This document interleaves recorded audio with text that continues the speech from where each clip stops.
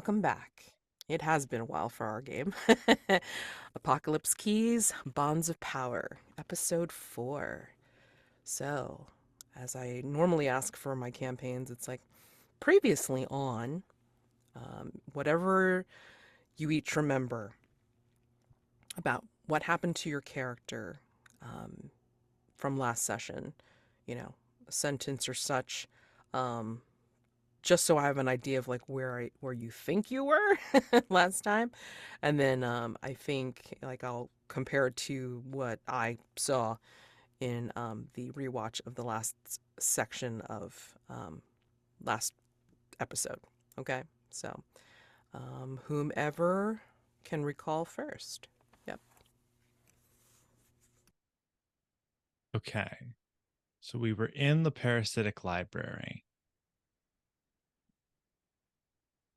I don't remember exactly how we started, but at some point we discovered Agent Jen Fable, who had entered the parasitic library sometime uh mid Footloose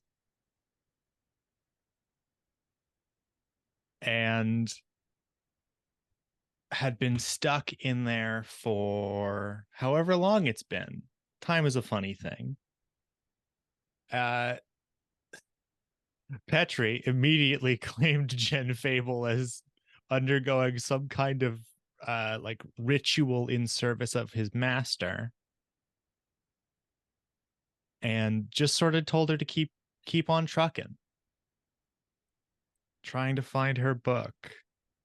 At about this same time, something happened with -1, which was -0, became like a big monster.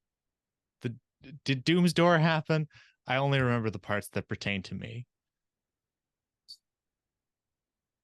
Oh, I banished Jen Fable down into the bowels of the library via a big book like hole. And Wisp, I believe, jumped in after her. And that's what I remember. uh, Zero did encounter the an alternative version of himself that we called -1, and I'm fuzzy on the details, but I think he learned that he is actually a leftover or a failed consequence of whatever experiment whoever made him was going for. He was not the goal. He was the oopsie, and he did the absolutely rational and sensible move of walking through Doom's door to confront himself, because he figured that the door wasn't for him and it would be fine. And And it it was. mostly was. And yeah, I think that's pretty much the Zero stuff. And after that, Vivi talked to Zero about how to, or encourage Zero to absorb the reality of -1, the memories of -1, to undo that timeline effectively by asserting Zero's presence in the current timeline, which seemed like it was difficult.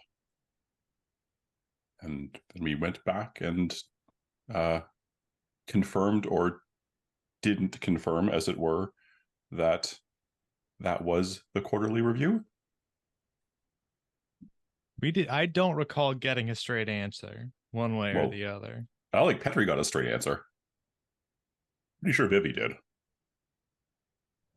I think for Wisp, some things that haven't been mentioned. She got swallowed by a big paper monster in the library archives. And then I believe the monster also like didn't have all of its memories, and she like empathized with it so hard that it turned into a little origami cat that left the library with her and is now living secretly in her house, like on her How desk, could I I guess. forget? How could I forget the origami cat? um, Wisp also found a book of her own excised memories that she has, um, and that division doesn't know about, question mark. She hasn't told them, at least. And she's kind of scared to read it, so she hasn't even cracked it open. And I think she ended doing her review in the garden with her handler, War and Peace. Um, and there was a sort of animosity is too strong of a word, but there's like maybe a seed of kind of distance growing between them as her distrust of division grows. Fair enough. Okay. So, yes, in addition to Agent Peace speaking with Wisp, like debriefing about the parasitic library, each of you have also debriefed somewhat with your respective handlers. Um, yeah. Oh my God. I don't even have their names handy. That's terrible. Um, Zero's handler. Basically, all I can think of is like, trying to call him McConaughey, and it's not McConaughey. Is that Um, what you were going for? He's yeah, Cobb. Cobb. There we go. Um, oh yeah. Yeah. Oh, that makes sense. Yeah, now that he's McConaughey, it all makes sense. Yep. Um, yeah. Wisp did have a weird memory echo of her and Vivi for sure. But I mean, Zero's handler Cobb had also like, basically said, wink, wink, and then like it wasn't the quarterly review, but maybe it was. And then Vivi had talked earnestly with uh, Agent Ehrlich. So, and yeah, Agent. Um, uh, Agent Danvers had also spoken with Petri about also taking down notes about everything that Petri had experienced and looking quite concerned. And there was also some sort of like weird possible prophecy about her fate as well that you found out in the library, but who knows. Um, so with all this, there is some, there is a little bit of downtime um, to get things done in division, like the usual paperwork type stuff. Um, Maybe some not psychological tests, but I mean like kind of like just checking in the various ways that your handlers normally do. And this is also your opportunity to explore division a little bit in terms of you know things that could happen, or even discussing things with each other. And Vivi definitely has dream future protocols to do for their division move, and um, I don't think the other two who have division moves have to activate them at the start of the session. No. Yeah, like Mine is yours is definitely a whenever I want. correct. Whenever you get a book from the forbidden part of the Oh, I remember this. Yeah, no. I think we agreed my forbidden library is now the parasitic library. I have a thing planned. Don't worry. okay. And then Wisp, you have Fey liaison, but again, it's only if you decide, I guess, to call for help.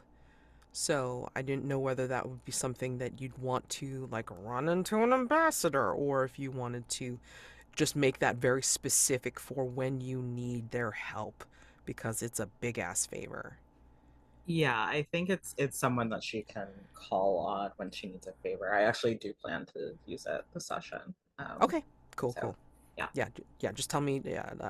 Again, like we will definitely do the dream review protocols first, and then whatever scenes that you guys want to build uh,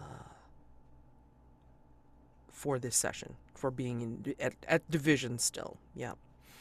Okay. So let's go ahead and take a look at that move. So the division move Dream Future Review Protocols. Again, it's for as long as you can remember, you've had strange and prophetic dreams. Division suspects that you were once a time traveler in an alternate reality, but you have lost the ability to move through time. Division has the equipment and personnel available to help record and analyze useful information from the dreams, often leading to breakthroughs during an investigation. When you take this move, answer at least one of the following questions. Then at the start of each session, tell the keeper what kind of dreams you have. You will then spend darkness tokens and roll. Okay? Right. So So I think at every time you do this, I think you could answer one of those questions that sits there. I in the think we move. covered them during setup, actually. Okay. Do we want to frame this in seeing Vivi's handler, or do you want me to go? Tell me how Agent Ehrlich sets you up. Is there a specific machine? I mean, because I know that she holds up a tablet type of device to show you the results. Or is it something where like she hooks you up to something? No, I think this is every morning. So this is Mhm. part of the morning routine. Okay. Vivi goes up to Agent Ehrlich's office. Vivi brings the coffee and whatever weird drink Vivi is trying to do today, Mm-hmm. and they sit on a couch and just very like matter of factly talk about the dream, and um, it's a ritual at this point more than some sort of scientific thing. It's almost friendly, even though it's mandatory. Okay, got it. All right. Right. So I think today Vivi is sitting on Agent Ehrlich's couch, and they say, it was an unusual one this time. Perhaps I am still thinking about the quarterly review, but in my dream, I saw the division cafeteria stretching out to the horizon. The roof was gone, showing the night sky above. Children wearing comedy and tragedy masks, no two alike, slip between the tables of the cafeteria, taking orders from each human member of division like waiters. The the the humans, you were there, point at the sky, and they whispered secrets, but I couldn't hear any of them. And soon the children returned with dishes covered in these ornate silver half spheres, and they placed them in front of each staff member and removed them. And under the sphere was a star, and every single one of the people from division unhinged their jaws like a snake and swallowed the star. And above the stars begin to go out. Probably nothing. Probably just stress.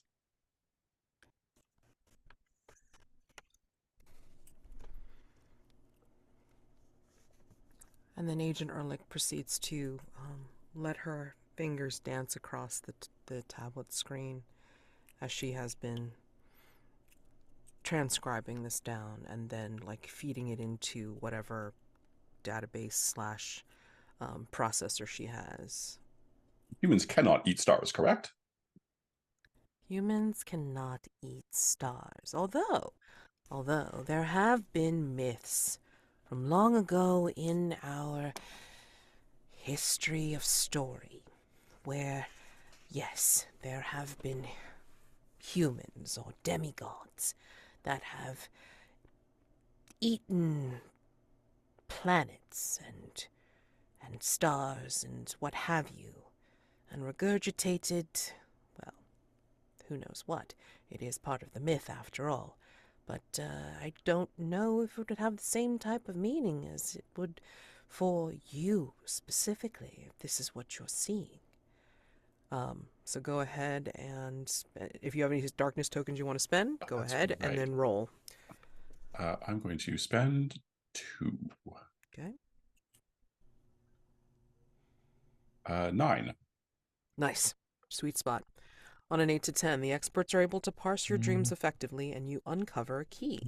In addition, the keeper describes someone who features prominently in the dream. Gain a bond with them. Okay. So, I'm going to go ahead and put in our new mystery that there is something to, let's see, Vivi TBD. So this way I know that I have to give that to you. All right, and then let's see. I think as she puts in the usual things here. In fact, you know what? I'm going to go ahead and just like take a look at that now because there might be something that would be very appropriate for this. I think this is something that when she finishes transcribing what you say,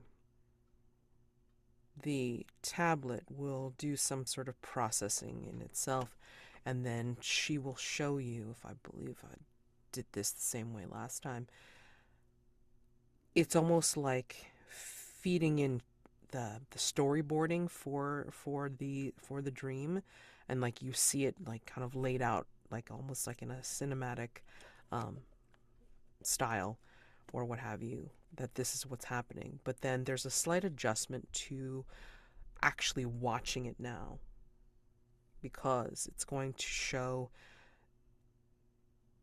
at a small and crooked shrine in the division cafeteria. You didn't even like notice it when you were telling the dream out loud, but the dream is feeding itself into this device. Like you see in the cafeteria of your dream, there's like a small and crooked shrine that looks like it's twisted and contorted in some kind of fashion. Don't know what it means yet, but that's what it is. That's sitting in the cafeteria in a very odd place, like, you know, maybe where the juice machine was or whatever, but you know, it has this shrine on it that some people are at.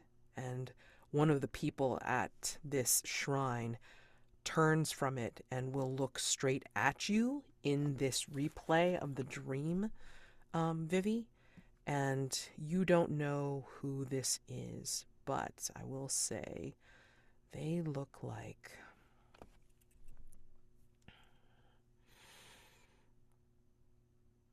they have olive skin. They look like they're wearing coveralls, not the usual division uniform, but they're wearing coveralls, and that seem to be stained with something, and they're looking like they're chewing on something. Like they have something in their mouth, like gum or candy or food, who knows. But yeah, they're chewing on something right now. Okay. I'm gonna just give you the name because the name pops up in your head as you're watching this person, and the name that pops in your head that you can put in for a bond is Georgie. All right. Okay. Fascinating. Did not realize humans could build in higher dimensions. That shrine, that person. Would you mind if I went to investigate the cafeteria? You may, but remember, dreams aren't necessarily to be taken literally. I know. Your people sound like they were very precise and very about detail oriented. But again, dreams, as you seem to be experiencing them here, sound very human-like in that they represent something, not necessarily always a literal interpretation. So, don't be disappointed if you don't see this. And she points to the shrine. If you don't see this downstairs. All right? Of course. I never used to dream. It remains highly disturbing. It is something that we humans need. If we do not dream, then something is usually very wrong with us. And Vivi will just grin. You are such a fascinating people.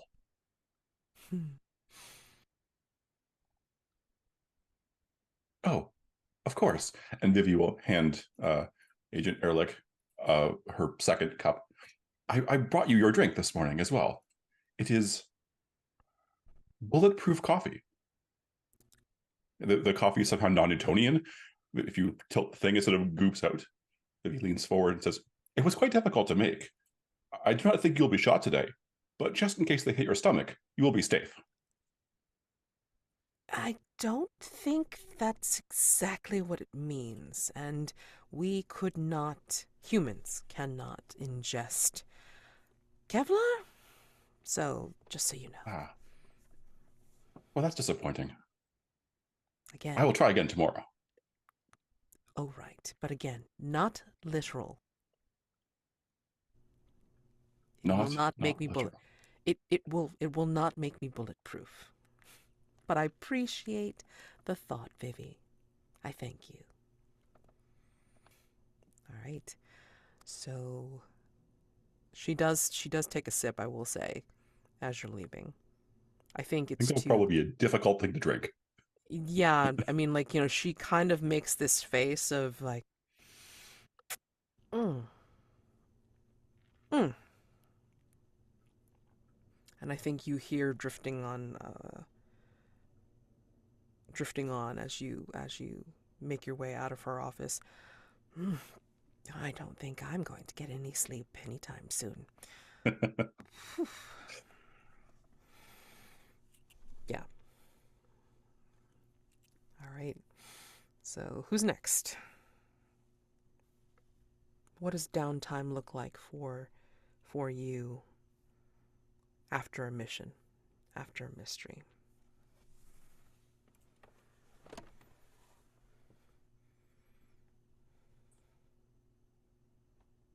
I genuinely don't have an answer.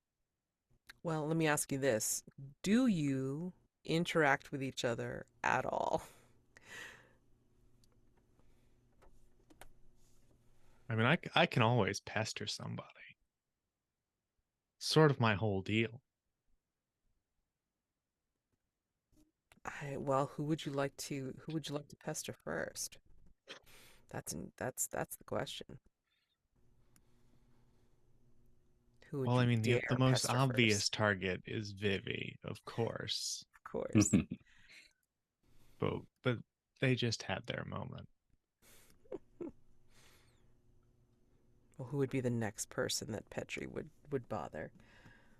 Probably Wisp. Wisp, are you in the middle of your meditation? I think it's probably meditation time, but Wisp is being naughty and she's not doing it. I think if and when Petri comes to her little prefab house, she's probably sitting cross-legged on the floor of the meditation room, very much not meditating, but instead staring at that giant tome of memories that is sitting on the floor in front of her, and which she can't quite bring herself to open. And also, she hates reading. What's stopping you, do you think?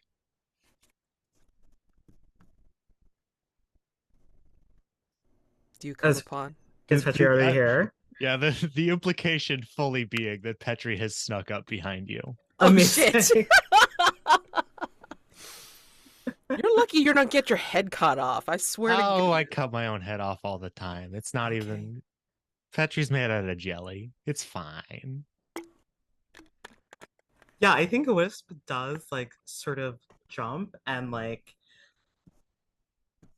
follows that momentum into a sort of like leg lock maneuver where she swings around and like sweeps Petri off their feet and kind of like locks her arm behind their head. It's like I oh, it's you. Not Yes. good idea to sneak up on me. Okay.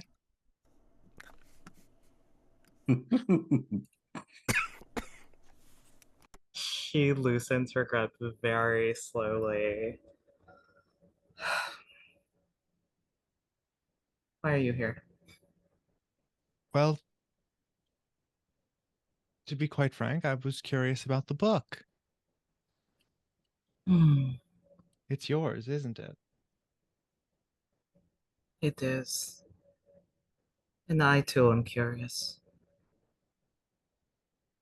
But I keep thinking of expression about cat and what curiosity did to it. Oh, that hardly ever happens. Trust me, I know.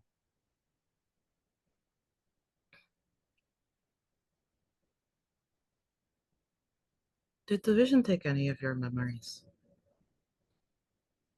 Do you think? I mean, they might have. I've got more than enough to spare, frankly. And how would you feel if they did?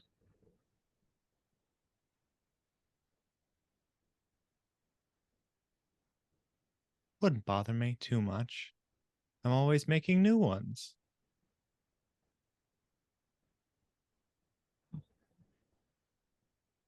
So you think maybe it doesn't matter? Maybe I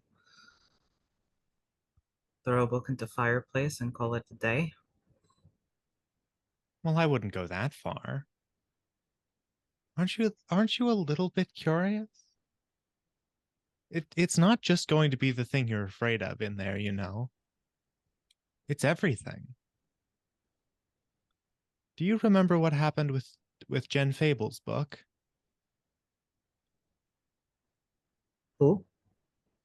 Wisp has The literally already forgotten about Jen Fable. the, Oh, the my little heart. the little mousy thing that we rescued from the library? I didn't find the mouse. No. Hmm. Well, open the book. I don't think bad things could happen. Well, and if they do, I'm right here to stop them. Don't worry.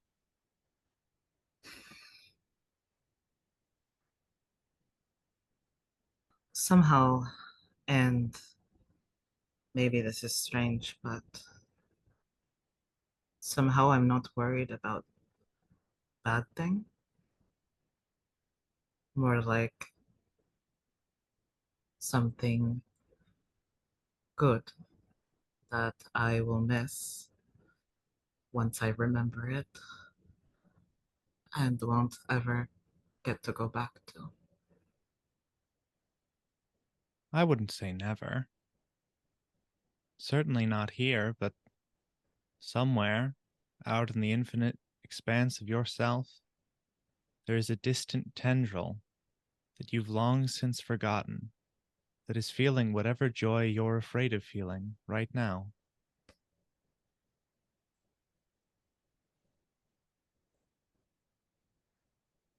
I feel like we're revealing our heart. Or I think I certainly Whisper I is. I think Wisp is certainly.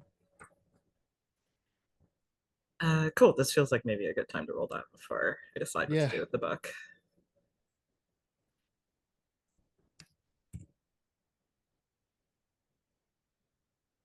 Oh, oh wait, I have to spend darkness tokens. You sure do. I have Yes. 7. Oh my god. You can. Wait. How did? Spend at least 3. Yes. But what happens when I'm torn between? Let me look. I might want to be. Okay. Oh, I that'd feel be like she fun. kind of is anyway. Yeah. Well, between monstrous Uh, nature and human heart, sure. Or when I tempted by what the mean, darkest demands. we haven't really seen a whole lot of Wisp's monstrous nature, I don't think. Like, we've seen all the ways that she's not human, but we haven't quite seen her be a monster.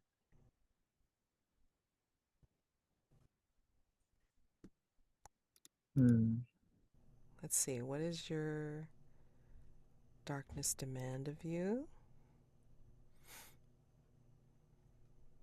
Yeah, maybe I'll spend 3. Okay. 7 minus 3 is 4. Okay, let's see. All right, that's a 10. Oh, okay, great. Sweet. So reveal your heart. 8 to 10, your heart reaches theirs. Choose one. If they are a PC and they choose to deepen the connection further, they choose one too. It feels like Petri did. Yeah. So so basically, you choose Petri, you choose one too, Okay. and you would choose one, Wisp. One of these things, one of these choices. Grow closer, gain 1 bond, soothe your heart, clear 1 condition, taught you something important, mark XP. They gave you hope, clear 1 mark of ruin. So you each get 1 choice. I'm going to say I gained hope from this, whatever this is. I apparently had a ruin marked. Okay, so you can clear that. What do you think, Wisp? The choices are so good. I know, so nice. I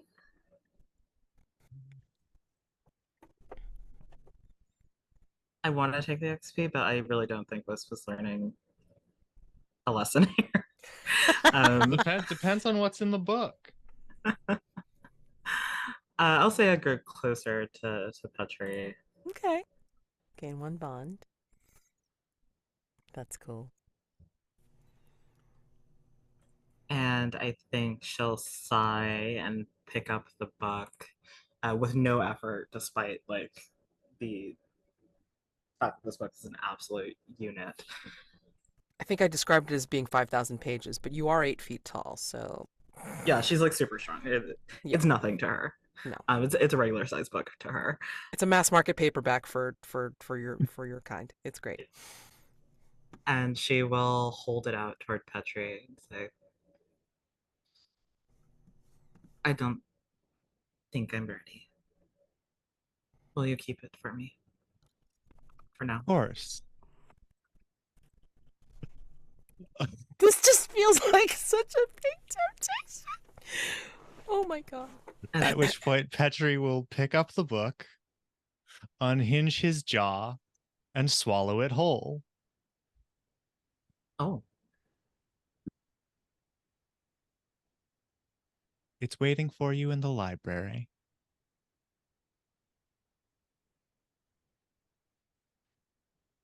Have you seen Petri do that before? Is this new to you, Wisp? Yeah, I think West there's like a mix of shock, disgust. She doesn't know what to do. Hold on, let me just see something. Oh my god. Where the hell is it on your sheet? Oh my god. I'm trying to look for conditions. I just feel like if this was trophy, I'd be like so smacking you with a ruin roll right now, but it's not. It's just like what? Petri is very comfortable with his monstrous nature. I think that's his whole deal. No, that's great. But I mean, like, if Wisp has not seen this before, this is big. Yeah, I don't think any of this fits, to be honest. So, yeah, that's you escape scot-free this time. You take a kind of psychological horror not quantified. I feel like, I mean, I don't even know whether it fits, like, mechanically, but I feel like you should get, like, a marker for it, because it's like, what the hell? I know it doesn't mean the same thing as trophy, but it's just like, whoa, I mean... The apocalypse looms, and it looks like this. Oh, But you just used some tokens. I feel like this gained something somewhere. Oh shit. I think. I Hmm, okay. No, go you ahead, go. Chris. I don't feel great about people getting mechanical disadvantages based on my stupid roleplay choices. No, again, I mean, I just feel like this would affect like Wisp in some way, having not seen this before. So, what do you feel is very appropriate in this instance, Elle? Because you've played and run this before. So, I mean, I defer to you if you have an idea of what this means to Wisp.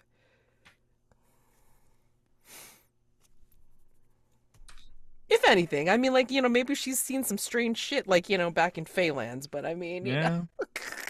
Yeah, I mean that is true. And I think like she has been working with Division for some time now. Okay. So she's probably even if she hasn't seen Petri, she hasn't seen Petri do this exact thing. She's seen some shit. Okay. Uh, but I think she does say, "Okay, you get out now. I need to meditate after that."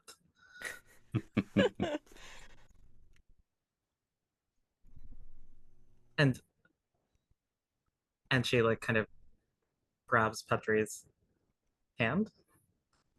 That's Um, a hand right now, yeah. yeah, yeah.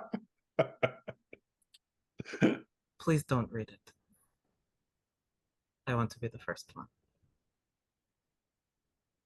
You have my word.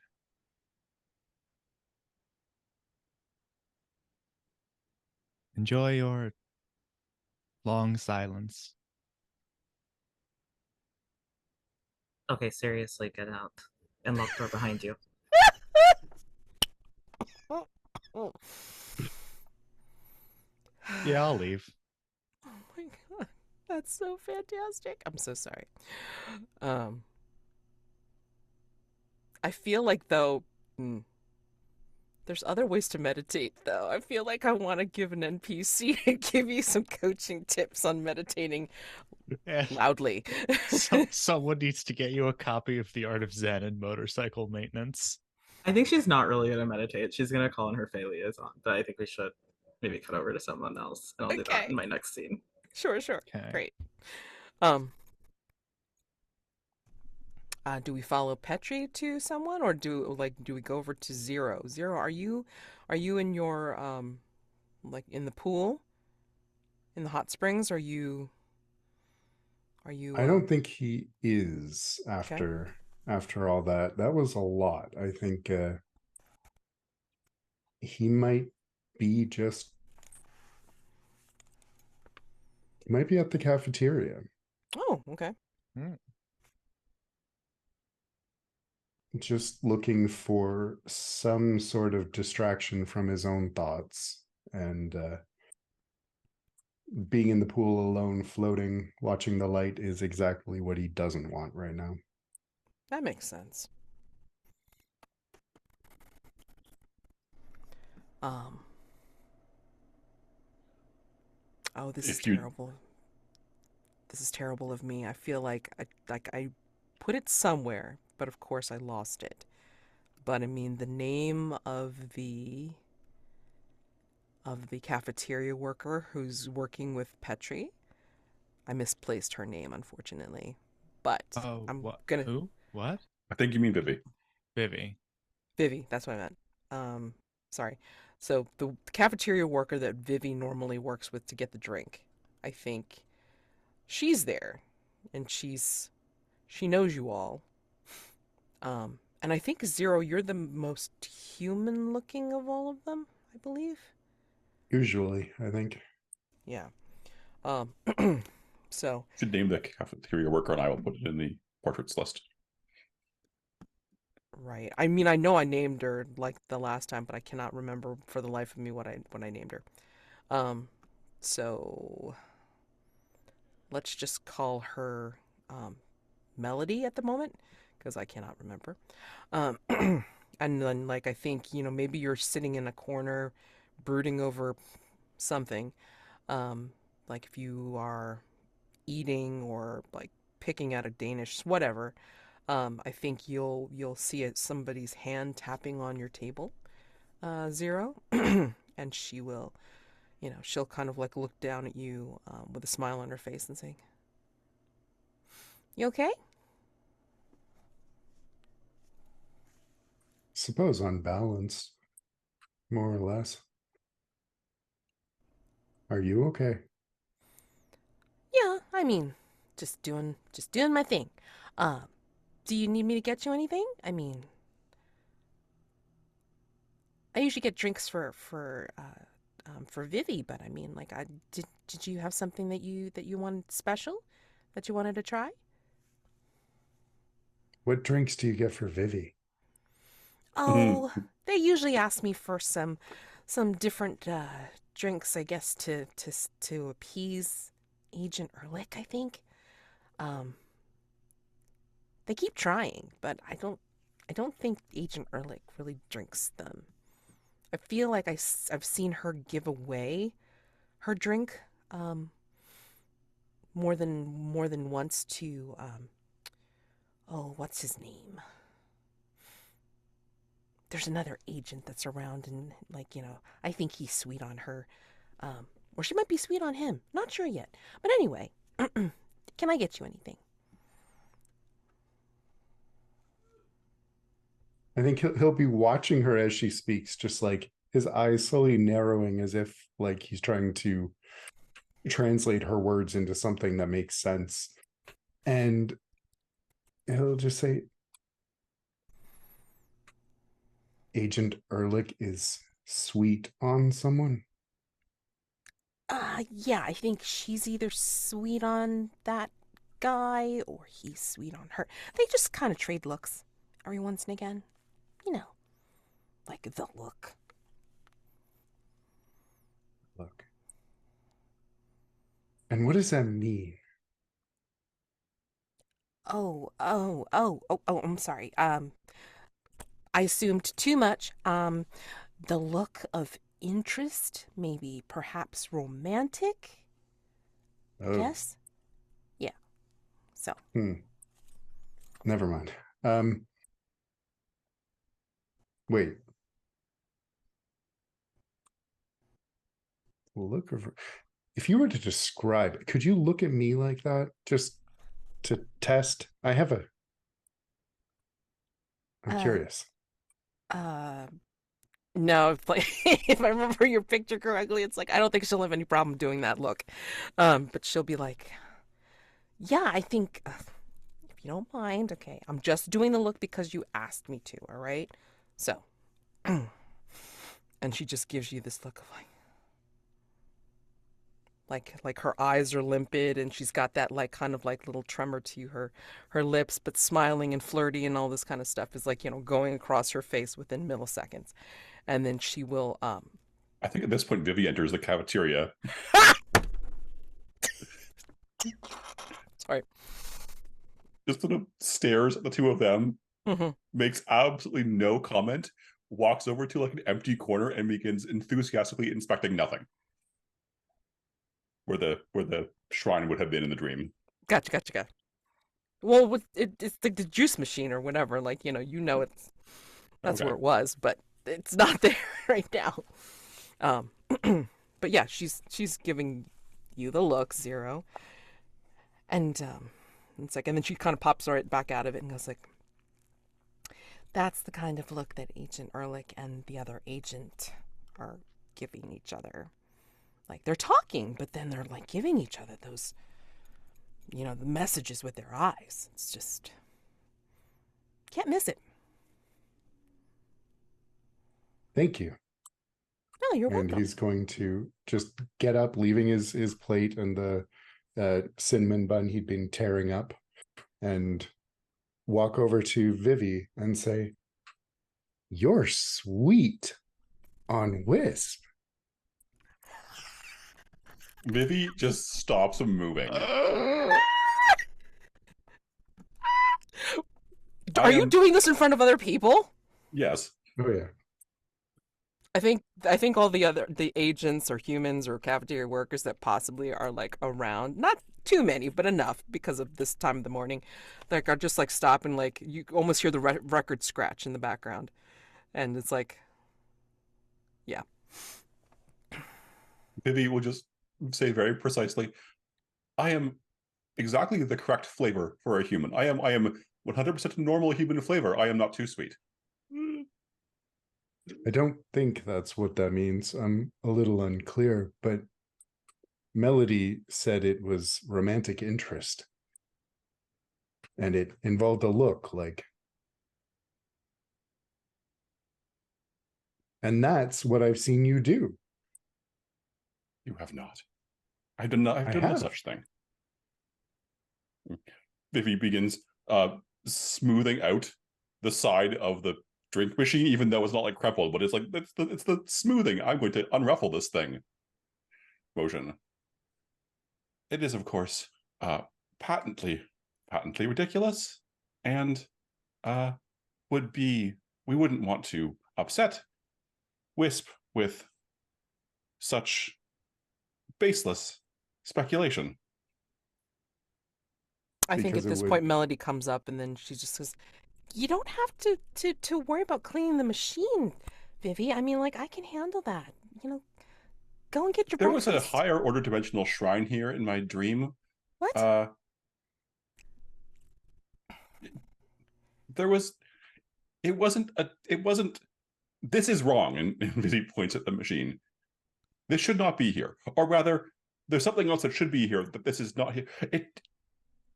This has been It's here okay. every morning that you've come in and gotten the drinks from me. Yes, but I think it's supposed to be a metaphor. Okay. Well, nobody's worshiping this juice machine right now. I think Yet, exactly. We must keep our eyes out. nobody likes orange juice that much. I mean, I'm just saying. Okay. Nobody likes orange juice. I tried it against Age That Charlotte. much. I lost an entire data set because Vivi is much. very flustered. Yes. And does what they're going to do, which is Zero, you absorbed some unusual memories. That must have been confusing for you. Do you need to Are go you trying elsewhere? to distract me? There's a conference room over there. Like, you know, she points to a door that's like off to the side. Do you two need to talk? Go in the conference room. Why would we need to talk? Just because look at all the people that are looking at you. Just saying. I am entirely unremarkable. I am the exact average height for a human on this continent. I checked. Why would they be staring at me? Because of what you are talking about could be quite interesting, or they're trying to pretend that they're not interested, but it's interesting anyway because you two are talking about it. I would suggest going in the conference room. Just saying. Maybe we'll sort of sigh and start pushing Zero towards the conference room while saying very loudly, "Nothing is happening. Go back to your normal routines." Some will nod, some will just kind of give like that double take of like, what? And then Melody will just be like, shoo. I don't understand what's happening here. I mean, neither do I most days. And I studied. I tried. Agent Ehrlich explained things, and humans. Ugh. So Wait, why are did you you a give human? Wisp You're not a that human. look?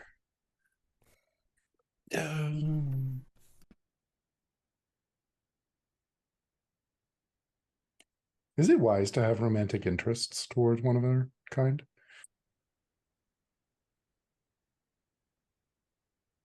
Have you considered it, Vivi? Did you study it?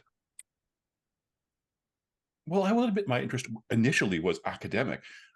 Never a So there is creature. interest. So, You're saying. but you did. Interesting. I think I'll Maybe he's just study like this. fumbling and fumbling and stuttering. And there, you are also interesting. You have memories that are not memories. You have other timelines. I've not seen other timelines in creatures like this. So we should discuss them. Perhaps you will be just as interesting. And Vivi leans in really close and starts looking at Zero. I'm uncomfortable. I hear that from many people when I study them. It's strange. Does Wisp also have romantic interests in you?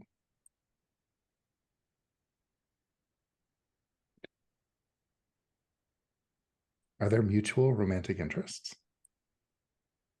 I believe the humans would say that that is rude to ask, so it will remain a mystery for everyone forever.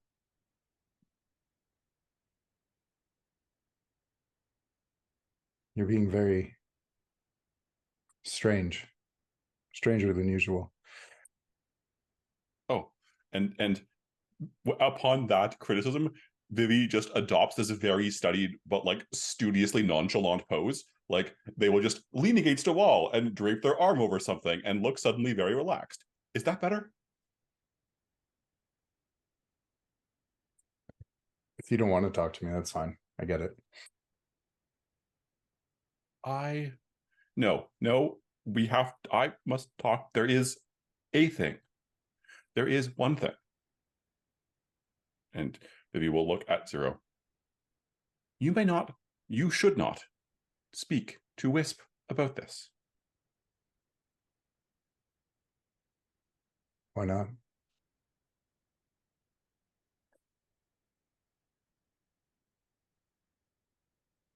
One, Wisp is unpredictable and potentially violent. And I would not like that directed to myself or to you or to anyone who happens to be nearby when an unpredictable outburst might happen. And two, the humans would consider it is rude. And three, even if Wisp were to react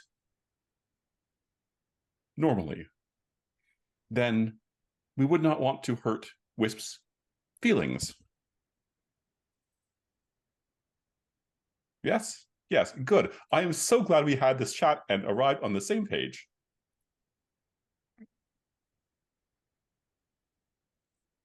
I'm going to follow up on this. Yes, we should speak about this more. If you feel like you have no other choice but to speak about it, we can speak about it some more. But until then, I respect your privacy.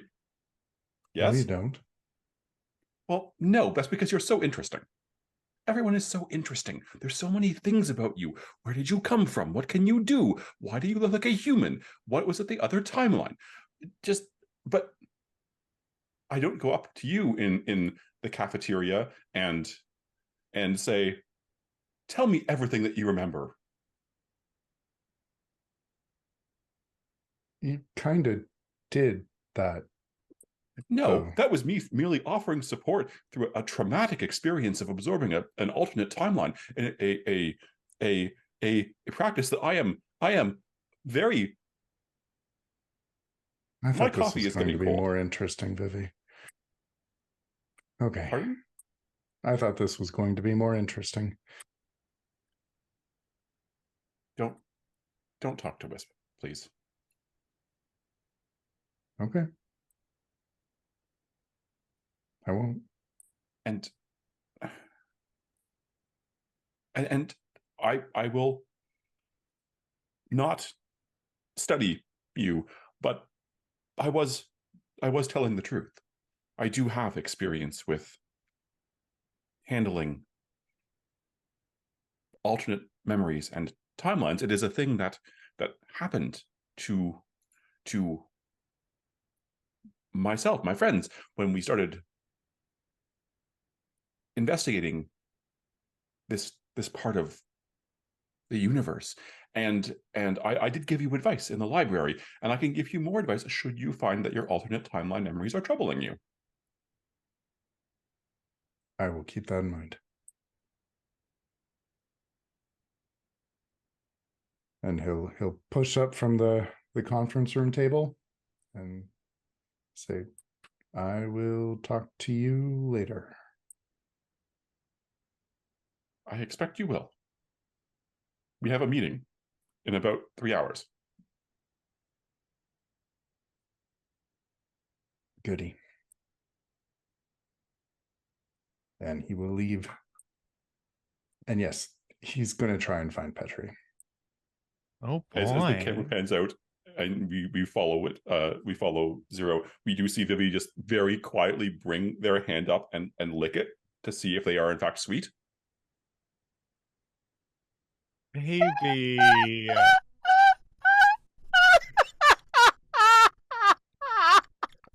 I fully need a minute after that scene. Fantastic work, you two. Oh my god. Okay. It's past the hour. We could conceivably take a 10-minute break before Zero finds Petri. Let's go ahead and do that. Oh my Right. god. 10 minutes, so at the 50 mark. See Yeah. you then. See you in 10. You then. Okay. So Zero is on their way to find Petri. Where did Petri go after leaving Wisp's prefab house? Or like, do you think Zero would be catching Petri on the way out? I think you're catching Petri on one of the like footpaths of Centralia. I think he'd kind of jog up towards you and slow down so it didn't look like he was in a big hurry at an appropriate distance, and then Petri, hey, Yes. hi, how is it going?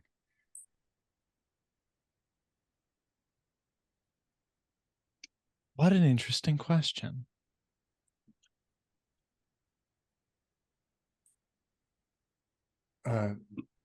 Is it?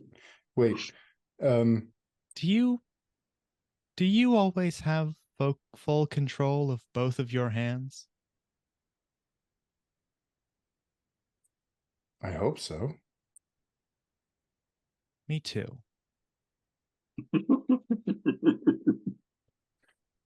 Good. Um, yeah. So maybe this is nothing. Maybe I don't know what to do with this. Vivi is sweet on Wisp.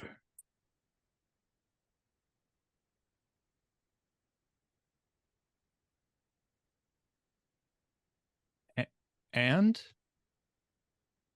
I don't know. It just feels like something important, I guess.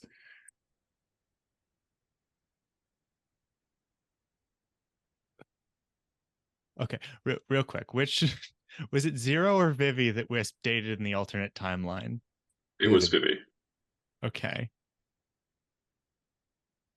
Well, that only makes sense. Does it? Of course. Look at both of them.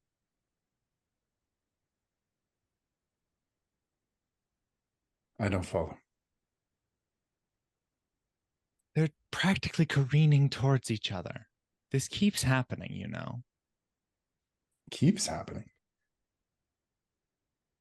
I haven't seen it happen until just now. Melody pointed it out. Actually, the look, the thing that Vivi does sometimes with their face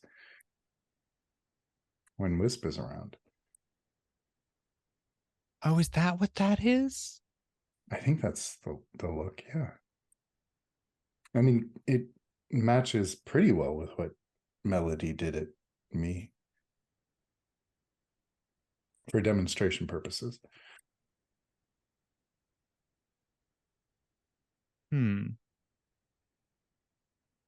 How do you think it'll be? Hmm. Hmm. Vivi was Well, adamant I couldn't talk to Wisp about this, so you. I'm happy to lend an ear. I don't think there's anything wrong with whatever's going to happen. What's going to happen? I don't What know. could happen?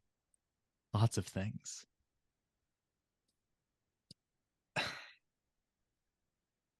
mostly the end of the world. But there are a few where it doesn't, and that's really what I'm looking for. I Oh, I'm being completely think we're in unhelpful. agreement Sorry, you there. distracted me. I'm Sorry? It's being loud. I don't have control of both of my hands.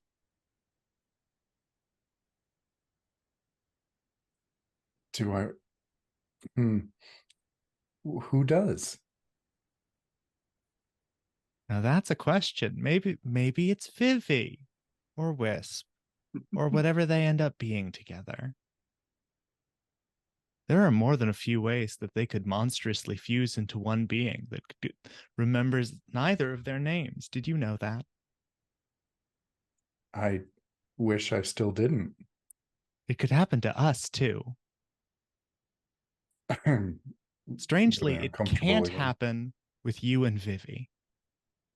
At least not that I've seen. I should have gone to Cobb, I think. Well, this has been disturbing. Apparently there's a Isn't meeting love in a couple hours. beautiful?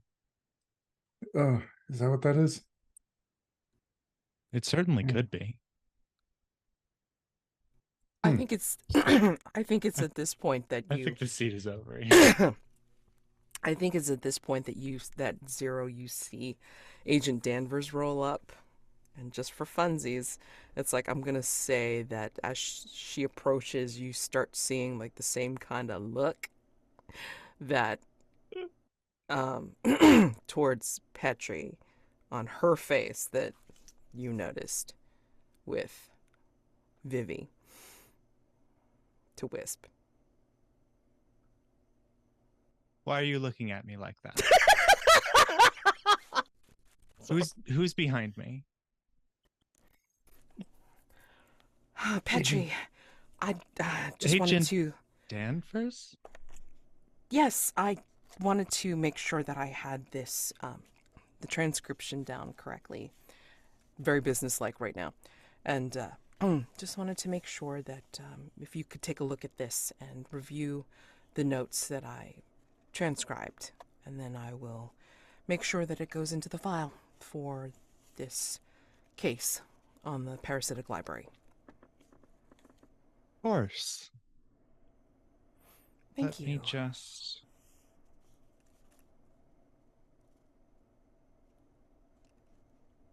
I don't even remember some of these details.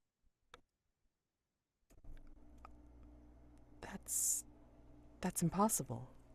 It all seems to be perfectly in order, though.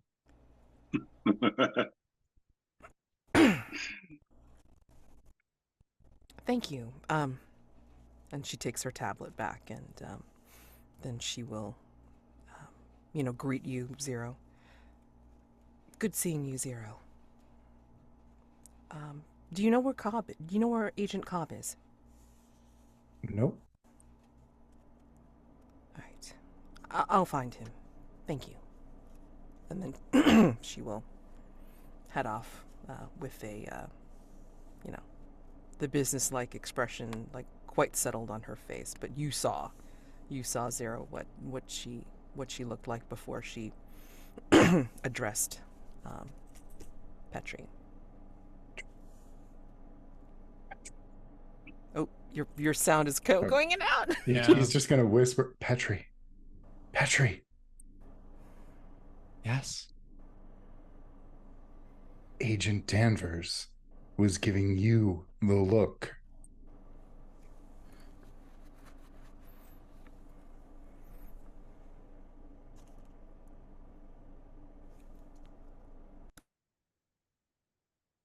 Very well.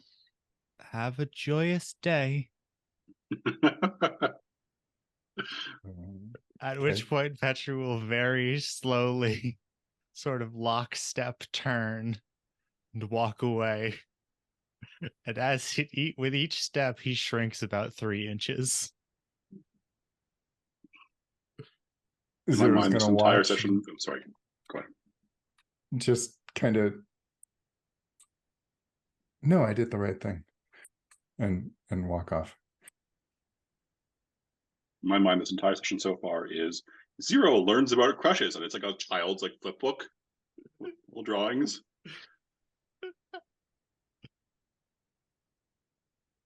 You're not supposed to talk about them. Lesson 1.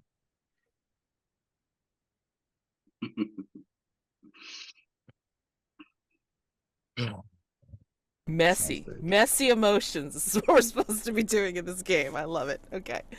Who's next? I mean, gotta have something between Wisp and Vivi. Just... Are we prepared for that level of awkward? I don't know. I'm just... I mean, if not, then we can always roll into the actual mystery. It's fine. Oh God, right. We have like a day job. Which I mean, Vivi does want to retrieve the book from Petri at some point too. Oh yeah, no, we do need to do that. Okay. I mean, again, if you want to do the Wisp and Vivi, or just go right to the Vivi and Petri. Let's get the damn book. That's fine. I think the only thing I have on my docket before we jump into a new mystery is the Fae liaison. Oh, great. Oh, right. I mean, I'm not opposed to a Wisp Vivi scene, but I think also like stretching out the awkward tension for as long as we can is also prudent. Oh, that's fine. That's fine. Okay. There could be a scene. The scene is going to be Vivi sees Wisp in the hallway and turns around and walks the other direction. Could be just as simple as that, which is extremely complicated. Sure, absolutely. I mean, this is probably where you will be requested to meet with the Fae liaison, like in the halls of division. Do you think that they would be shown to just one of the usual conference rooms, or do you think there's a special place within, or without division that you would be asked to meet them?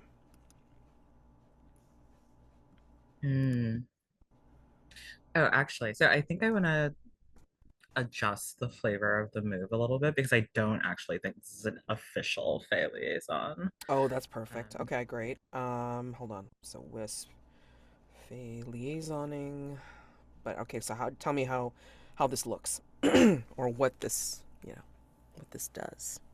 So I think what we established is that there are some Fae nobles that are working on a project with Division that Wisp is like by no means allowed to know about or be around. She's not even supposed to be in the like conference area where they usually have the meetings. Yes. But I think whenever she passes by the door that leads to that hallway of conference rooms, she can like feel this like kind of tingle like underneath her skin almost, this like reverberation of Fae energy, and she knows there's like a portal there, or like the kind of veil between the Fae realm and our world is thin somehow in one of these rooms. Yes. So I think we see her like kind of slip down the hallway, following that feeling into one of the conference rooms. And I think it looks completely normal, right? It's like not visually much different than the others, except for that the strength of that feeling and this like very subtle shimmer in the air, almost like that shimmer that like the heat shimmer in the desert, that kind of thing. And just trying to think of how this looks. I think Division doesn't know she can do this, or else they wouldn't let her wear her armor everywhere. Right. But she reaches up to the collar of her neck, or the collar of her armor, and snaps off. There's like a little jewel there. And she snaps it off and places it like at a focal point in the room. And as she sort of steps back from it, muttering something in her native tongue, we see this sort of ghostly entity sort of snake up out of it, almost like a force ghost sort of effect. My boyfriend will be really proud that I know the term force ghost because I'm not a Star Wars person.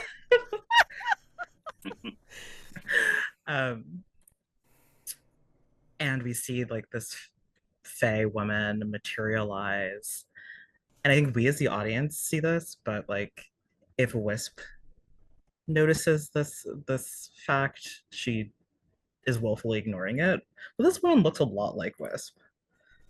Um, and in fact, I think she is Wisp's mother. Though Wisp refuses to acknowledge that. Because the division moves states, answer at least one of the following questions.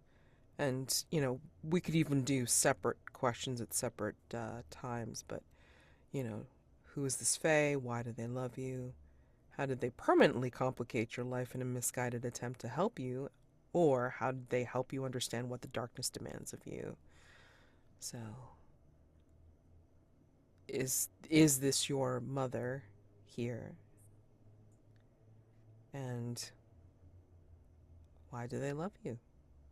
I mean, you can still be a mom and, like, you know, it's like, and then be really mean to your child, who could be errant or mutinous or whatever. But I mean, like, I'm just curious, like, whether there's still a connection there for them with you.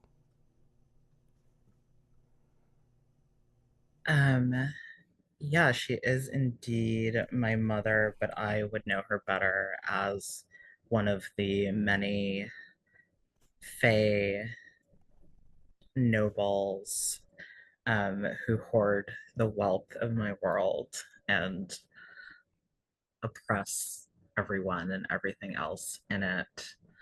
And I sort of resent that this kind of beacon to this person is part of the armor that I hold so close to my heart and like wear literally so close to my heart. Um, but it's the only sort of willful connection I still have to where I came from. So to me, it's like irrelevant whether this person loves me or not. Maybe she does, maybe she doesn't. Um, Okay. to me, she's more of a symbol. Okay. Lady Nent, I don't think we have much time to speak.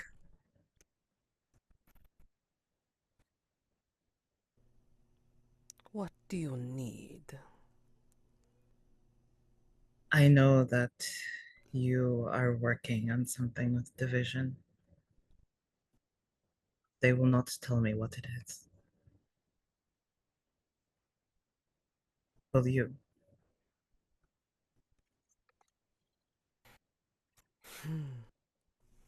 Even for information, you know that you must offer a favor in return, in exchange. How much are you willing to grant for this information? What is it you would like?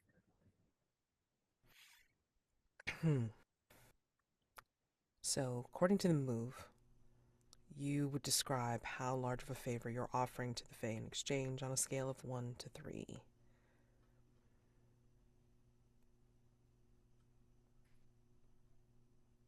I think Wisp is not completely desperate quite yet. Okay. So this is just a... So it's probably just a 1. I think she's sort of testing the waters to see if this is someone who's willing to kind of give her insight into Division secrets. Sure. Okay. So in which case, yeah, I mean, like, she's a noble who's in on it right now, but she may not be one of the bigger players, depending. And so, in which case, you would roll and add +1, since that's the level that you're asking about. It's an 11. Nice.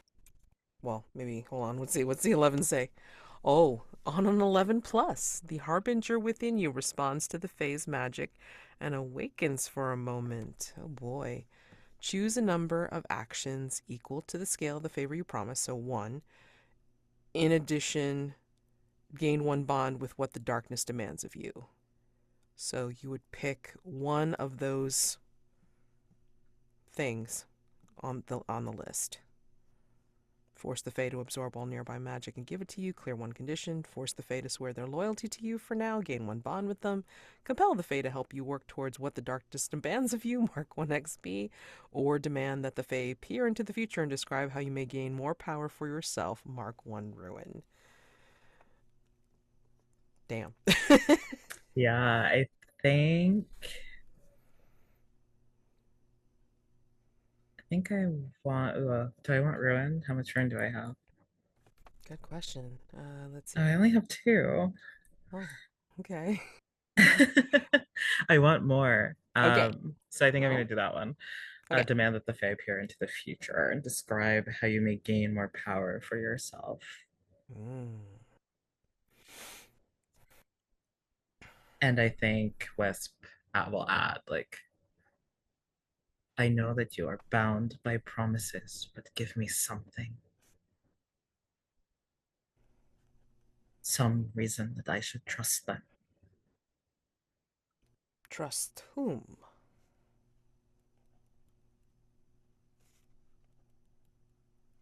The vision, the agency. Hmm. I can only tell you in, well, of course, as we are to the humans, can only be as cryptic that keeps me within bounds of my promises. Of course. But I will say that your future holds bright with division and without, as long as you remember to step carefully upon others. Tread the path deliberately, not with caution, but with consideration for the ones whom you step on. Wisp listens carefully as a sort of mean little smile spreads on her face. And Mm. she very simply and politely bows. Though there's like sarcasm even in that. She gives Thank you a you. very patronizing nod, yeah, with a smile on her own face. Of course. And Wisp knows that if Lady Nent is bound by promise to division, that means that Lady Nent can lie to Wisp to her heart's content. And Wisp was never under any delusion that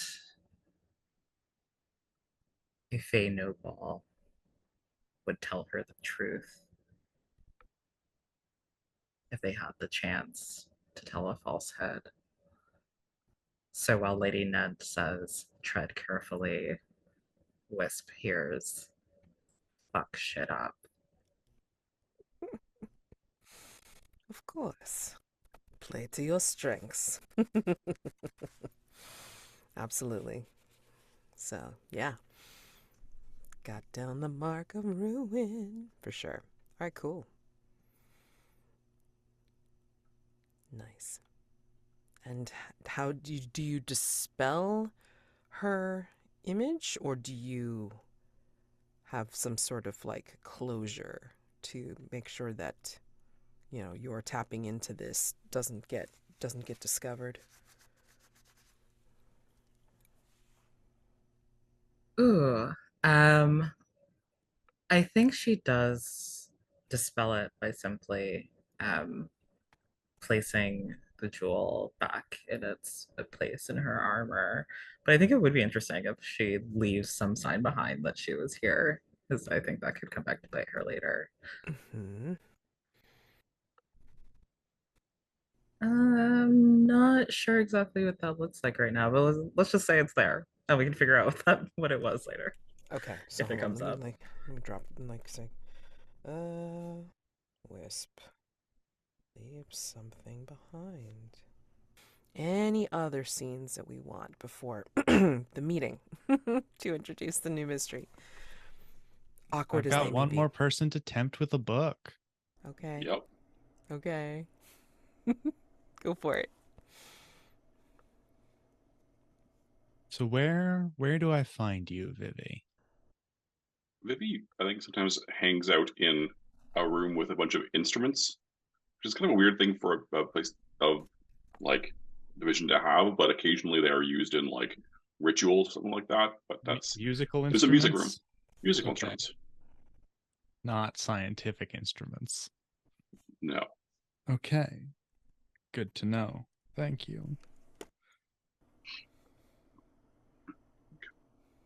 Vivi is perhaps sitting at a piano and just plinking out individual notes, kind of staring off into space. If you carry that pattern on for another 46 measures, you'll have you'll have drawn a perfect heart. Vivi looks down at the keys and just quietly withdraws their hand. Ah, yes, I see it. What Oh, I ruined your fun, didn't I? I'm sorry. uh it is excellent. What is wrong with your hand? It's misbehaving today. I think it means I am too. Fascinating. When did no. It's good that you're here. I had a question. No. A statement, an assertion, a hypothesis. Ask away. Vivi will stand and cross the space between the two of them and stand, somewhat close to Petri. You you took my book. I told you to leave that book. I took the whole library. It was always part of me. It is dangerous, that book. Most things are dangerous if you wield them improperly. Oh, that's not my fear. My fear is wielding it properly. I will. Vivi looks around and like seems to steel themselves. I will take that book. I will keep it safe. This has come up before, and not just with you. Why are all of my fellow monsters so afraid of knowing themselves? Oh, Petrichor. I know what's in that book.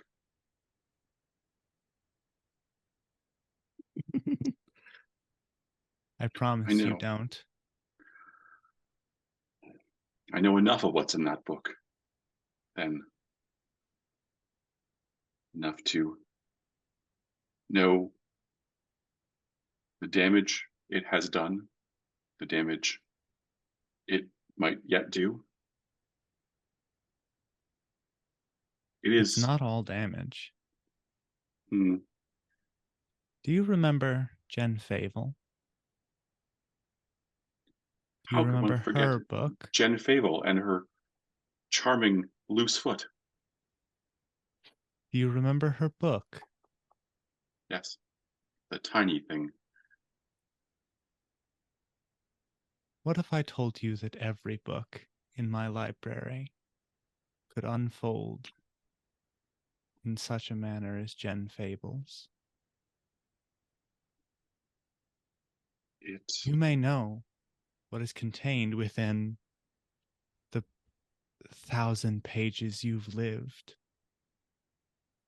But what about the rest? And Vivi will smile. That that does remain to be seen. Petrichor, I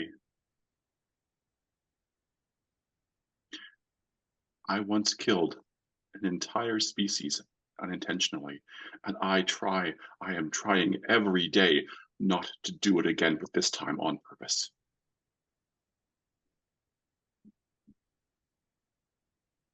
The book is dangerous because,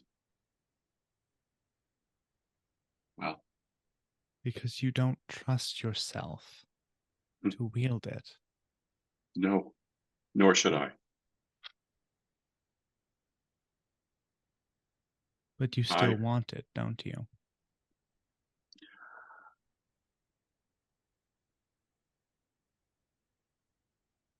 How could I not? What choice do I have but to want it? Many. How? You could burn it. It would come back, but it would be different.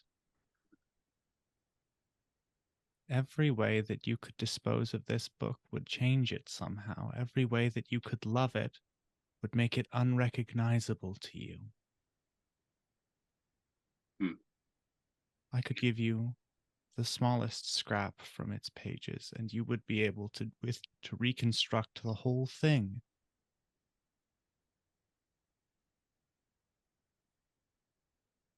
Yes, that is a real fear. If I knew it would remain gone, I would cast that book, I would cast the knowledge that I have into the nearest star. Do not be so cruel to yourself. Everything that is true of this book is true of you. You can be remade. You do not have to be so set on this path of destruction. It happened to me. That's the path of destruction. Is it destruction? Is it creation? I cannot tell sometimes, and that Petrichor is what frightens me.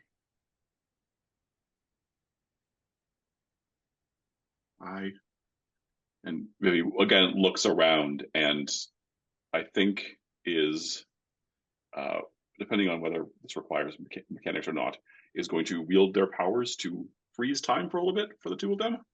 Oh, okay. I'm going to say yes, for sure. Are you fight or Vivi flight is just mode? What are you doing? no. Vivi's just worried about someone from Division overhearing what's about to happen. So if I, they can I'm stop gonna, time or yeah, I'm gonna say like this doesn't require a roll.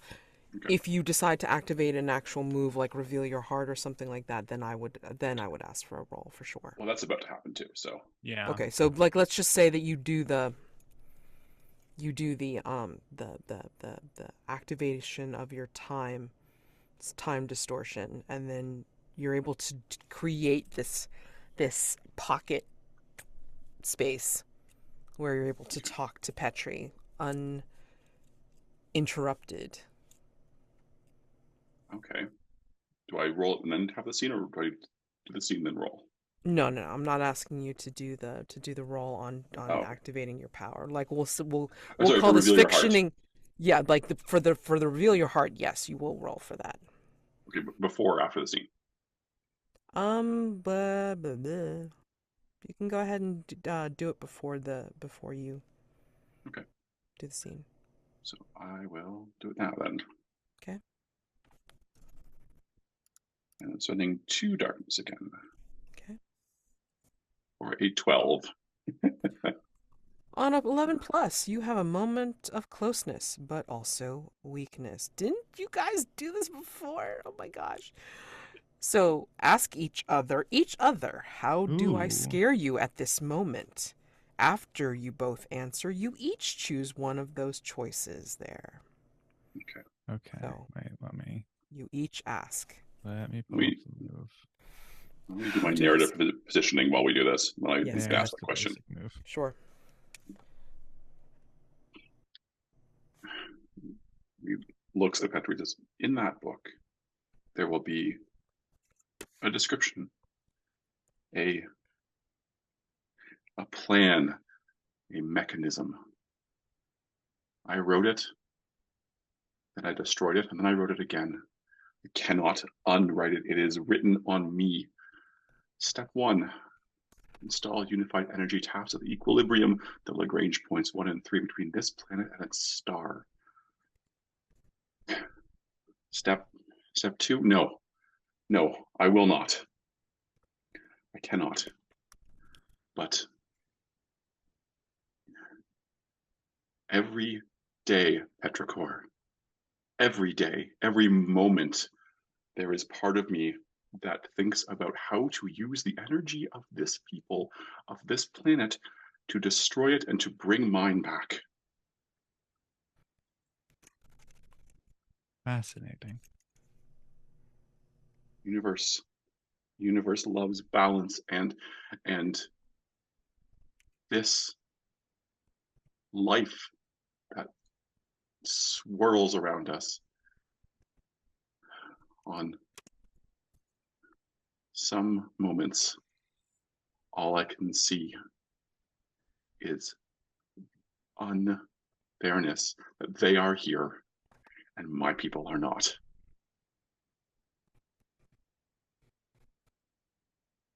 So,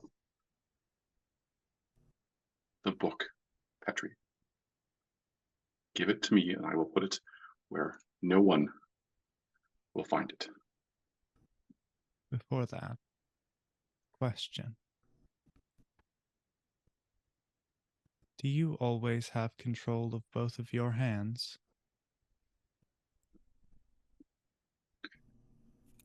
Uh, Vivi, like chromatophores on a squid or an octopus, Vivi's hands just dissolve. They are no longer there. What are hands?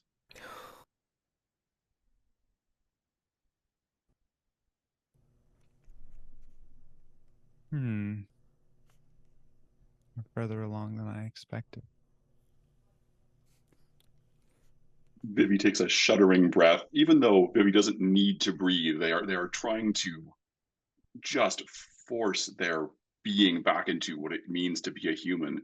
And the hands reform, color and matter stretching over empty space. Give me the book, Petrichor. Of course. You know, I never expected to meet someone who was so much like me. Thank you for showing me what you are without hands. But I am as a monster that no one should aspire to be. This is definitely where you two need to ask A each other. topic for another day. Yeah. So, how do I scare you at this moment? at this moment, I don't have an answer. You first. Petrichor. Petri is so willing to commit to being inhuman, to go around and tempt other people to align with Petri's master, that it is horrifying and terrifying, because Vivi sees it and envies it, but is terrified that if Vivi were to relax to the degree that Petri is relaxed, that would be it. They would no longer be able to hold it together. And so I think Petri is scared because of how well you're holding it together. Like you've let the mask slip, and despite all appearances to the contrary, this is Petri trying their absolute best to be human. I think on a scale of 0 to 3, 0 to 4, 3, Petri is the not the ultimate representation, but certainly a very close representation of everything that Vivi must not be.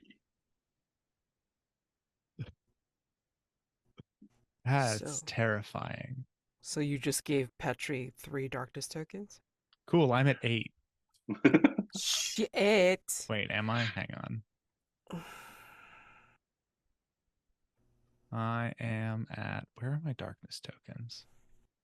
Did I even track these bitches? I don't think I did. We'll call They're it at the 8. very Start. top. The very top. Oh, I had 4. So I'm at 7. Oh boy. Oh boy. And then you choose one of those two one of those 2 choices for yourself. Who does? Oh, me? Yeah. 11 plus. Either tell them how fearful you've become of them with scale, or gain a bond with what the darkness demands of you.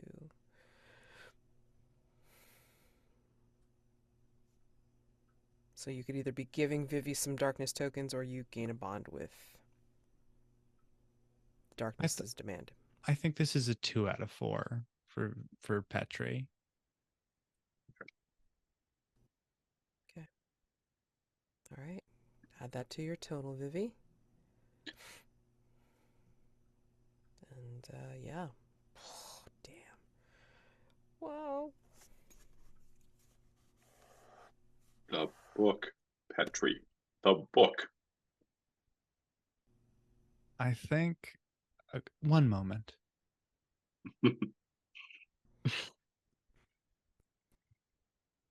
And Petri will pick up their fucked up hand that they're not in full control of and just slam it against the piano. And it will pop off and form into a perfect little homunculus of Petri, which he will then swallow.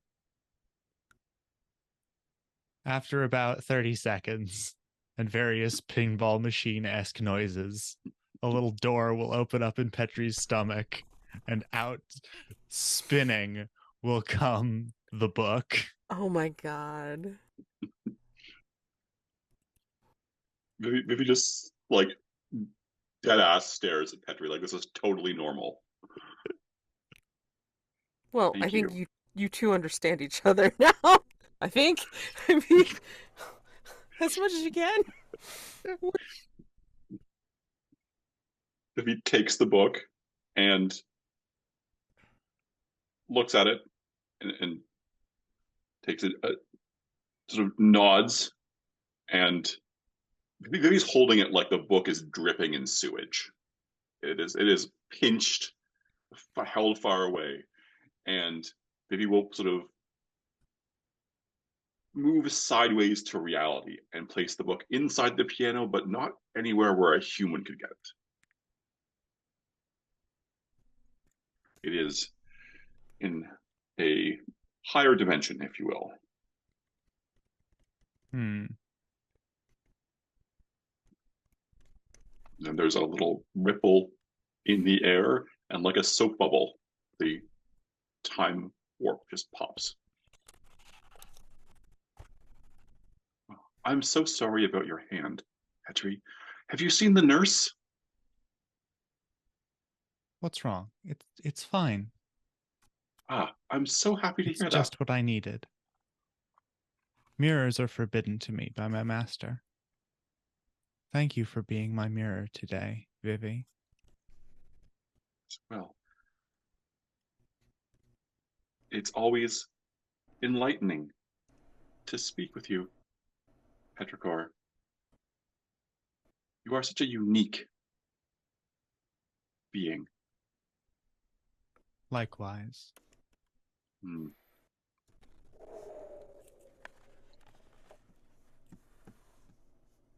I feel like there should have been like some sort of like Doctor Who theme as we like, spiral out or something like that. That was just wow. Okay. So, anybody else before I circle back to the conference room and then try to bring this back down to what your jobs are? Right, we have a day job. Yeah. Okay. So, of course, in the big conference room, when you are all gathered for the briefing, um, uh, Maggie's going to get up and she's going to tap the tablet file in front of her and start to read. Omen class monsters. Initial evidence suggests a door of power may be present in Manila, Philippines. Investigate the murders of the declining Mananagal population. Former agent Sister Teresa of the Broken Crucifix has requested assistance, observation, and direct action. Harbinger class monster may be behind the murders or encouraging violence and chaos from the shadows. Find the door of power and contain it before the Harbinger claims ascension. We can fly you directly to the site. You will probably be landing on the roof of one of the aging residential buildings that Sister Teresa is residing in. So, we can give you a brief that you can read on the way, but it sounds like they are working against, as always, a clock, as there have already been 3 murders. So, please, prepare what you need to, and board the plane. We will get you to Manila as soon as possible.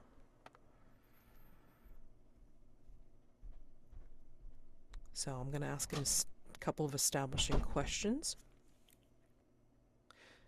Sister Teresa was once a human division agent, but she left the agency claiming to have found God.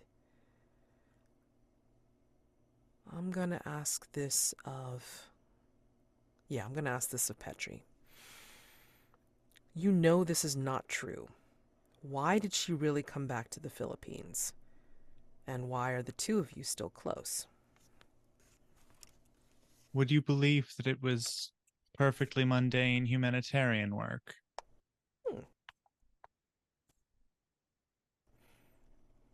No, she didn't find God. She found humanity. She wanted to come home. I'm told that's something important for humans. She still writes. She's doing very well for herself. And I think as the plane, or the conveyance, shoots as quickly as possible over to Manila, I think, Vivi, this applies to you. One of you was once here years, if not decades, ago. How have things changed for the worse in recent years? Which of the Mananagal is waiting for you, eager for a reunion? I'm not sure I can say that Vivi has ever been directly there, given their particular background, but perhaps they saw some span of time across the globe before they formed at division in their current form, if you will. So Do you think this is more appropriate for Wisp then? I mean, all of us are pretty young, is the thing. It's the Mm, challenge, right? yeah. But you were also in a time loop. Yeah, But I think Wisp was older than you in terms of being at division, if I recall correctly. I think that's the case, yes. Okay. So if you think this is more appropriate for Wisp, it's like I'm happy to bat this over to her. I think it might be. Okay. So, yes, let me repeat. So, Wisp, you were there in Manila years, if not decades ago. How have things changed for the worse in recent years? And which of the Mananagal is waiting for you, eager for a reunion?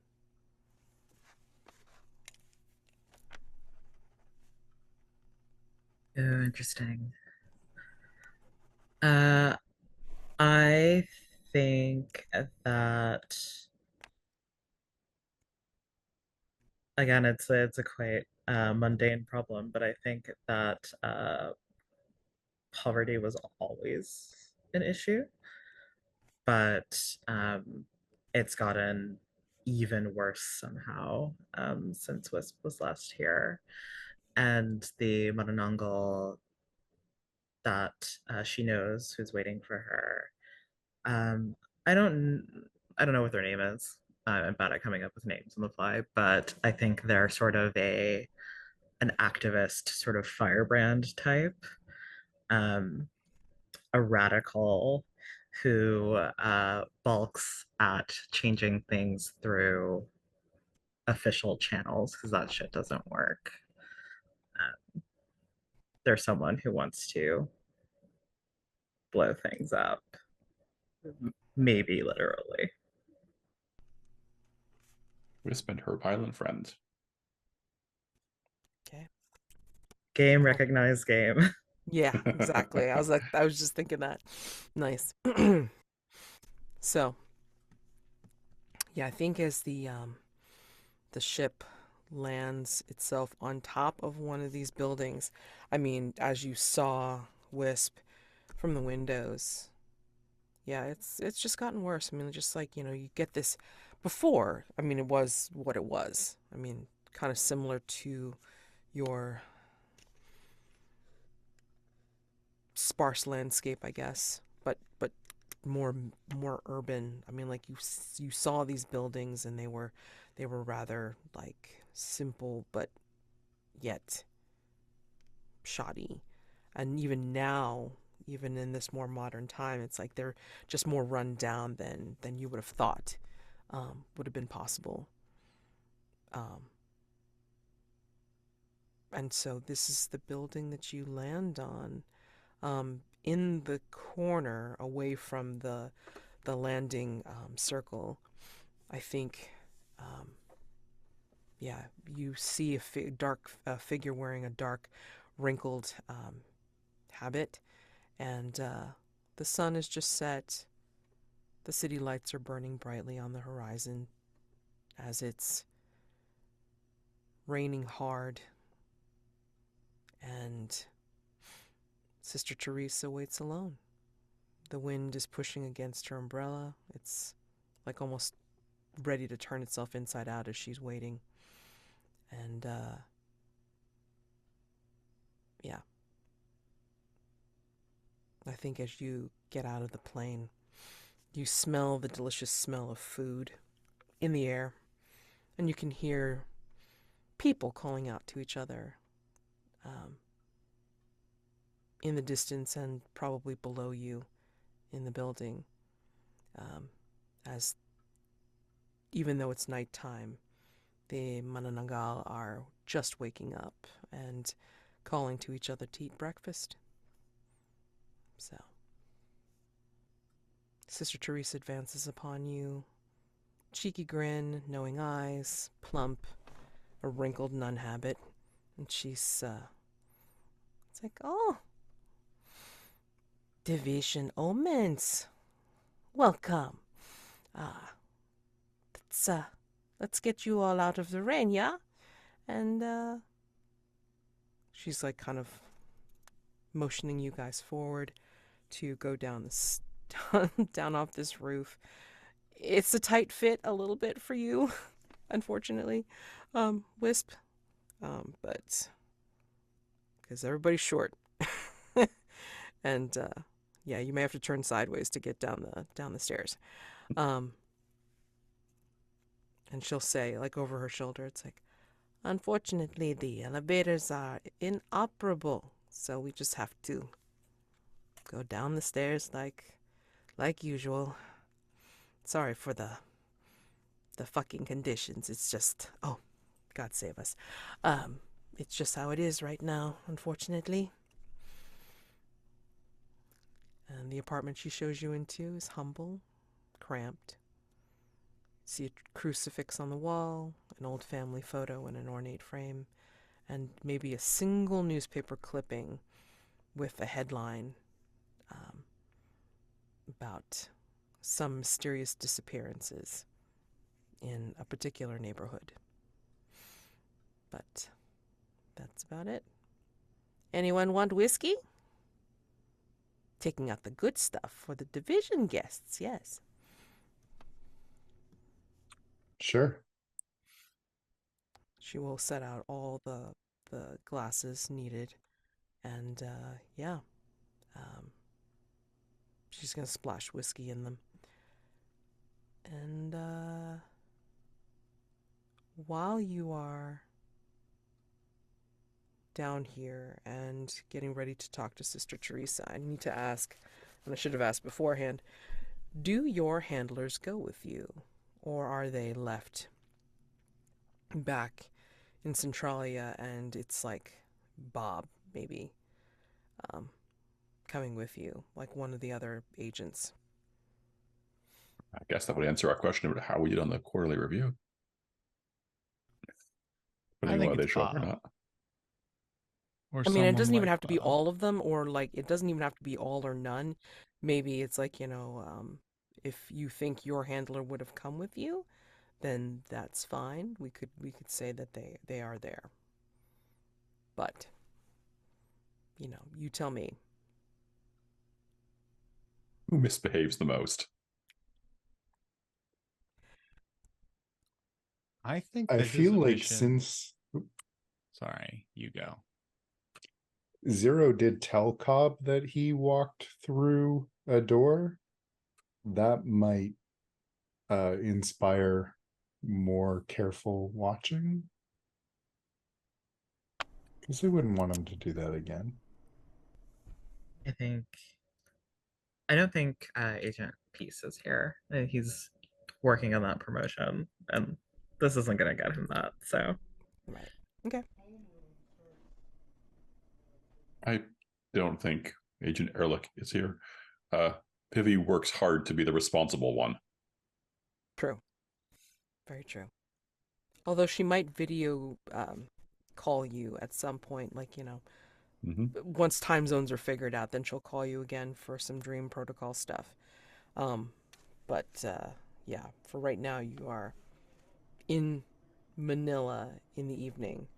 And yeah, Petri, what do you think about? Do you think Agent Danvers is here? I don't think so. No. Okay. Interesting. And yeah, I think, well, I mean, if it's only Cobb, I think Cobb is pretty much in his rumpled gear, the usual uniform suit thing. And he's just kind of, um, relaxing in Sister Teresa's apartment, gladly taking the whiskey along with the rest of y'all. And like underneath his suit jacket, he has like a wrestling t-shirt on. And instead of like the trousers, I mean, he's got the cargo shorts. because it is damn hot here. Hot and sweaty.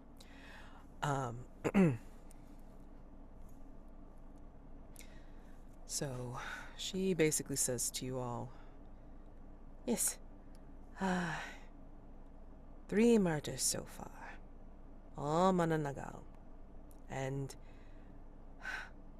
we haven't let the word of the murders get out yet. These are the only ones that we know about. But we want to make sure, she makes the sign of the cross, we want to make sure that this can be resolved soon. So the Mananagal here at the apartments are calm now, but if the murders continue, then I will have no choice but to warn everyone to leave. And I don't want to do that. Where will they go? This is about as safe as it can possibly be, even though it's not. And we need to figure out what is going on. I think as punctuation to that, Zero is going to sputter and spray whiskey in a fine mist in front of him and say, it's like drinking fire. Why? This is the good stuff. What? You don't drink? What? Thank You'll you. have to excuse him, I'm afraid. He is 1 year old? Oh, you're one of those. Oh, okay. I apologize. Smoke? And she's like she's got a crumpled pack like out of her pocket, and she's offering you a smoke now. Oh, yes, I want one. Oh, okay. And then she will hand you a thing, and just as she's like, doing the lighter, do you eat it or do you smoke? I eat it, yeah. Ah, those aren't cheap. Oh goodness. And I'm not an agent of division anymore, so I can't ask for, what is it, the expense account? Damn it. Anyway. Let me tell you about the victims. And this is where she tells you about the 3 victims who were killed. All Mananangwal, and I don't know if you're cognizant of what they are, but basically they are, I guess compared to you guys, minor monsters, I suppose. And basically the members of the monsters population have begun to move into these apartments, which was supposed to be just temporary housing for migrants, but nope, it just kind of kept on going on. And the monsters have trouble finding landlords who will accept them. So yeah, the Mananagal are those that can disguise themselves as humans. They have many genders. During the day, they're sluggish, and the warm Philippine sun is pretty able at putting them into a stupor. They can fly, and they will, let's see, at their most comfortable, the Mananagal will open up their back and extend their bat-like wings, often stretching 6 feet across. If they are relaxed and feel safe, they will leave behind their lower body waist down in a secure location and then fly off into the night to meet with friends and family. They don't devour humans alive. They have a diet similar to humans. And they have nocturnal tendencies, obviously. But basically what's happened to the victims is that their lower halves were left in their secure places, and it wasn't until they were gone for several days or nights that it was discovered that their top halves were torn apart, essentially. And so you have 3 victims: a Samantha Reyes, a call center agent and aspiring novelist who had an on-again, off-again relationship with someone else. I guess another call center agent. Excuse me. Yes, another call center agent. Lily Bautista, her, a volunteer nurse and activist who was best friends with Mickey Yap, and Jin, him, who was a community leader and healer who was closest to Georgie, who is, I believe, the apartment's custodian. Yep. And those are the people that she says who are currently here in the apartments that could give you more information if you needed to about the victims. So those are people that you can talk to, especially at this time of the evening and night as they're all waking up. Yep. By the way, those aren't the victims. Those are people we could talk to about the victims. Samantha Reyes, Lily Bautista, and Jin are the victims, and I'll Okay. plop all this stuff into the keeper for a little bit later on. But yes, the people associated with them who are still living in the apartments are Emily Santos, Mickey Yap, and the custodian named Georgie. All right. So given the time, I'm just going to, I was just trying to give you like an overview of what was going to be happening for the mystery, but then we're going to close and we're going to do, I guess we could still do end of session. I forgot to ask about making sure that you had the impulse, but I don't know if you had the opportunity to really do your impulse, but we'll check anyway because we'll do end of session questions. Okay. So yeah, let me fill in that stuff for next session. And then we'll go ahead and go end of session stuff. Okay, starting with Wisp. Wisp. Did you express your monstrous nature and or express your humanity? Yeah, I think so. I think her worry over this whole missing memory thing was very human. Yeah. Did you learn something significant about yourself and or your impending ruin?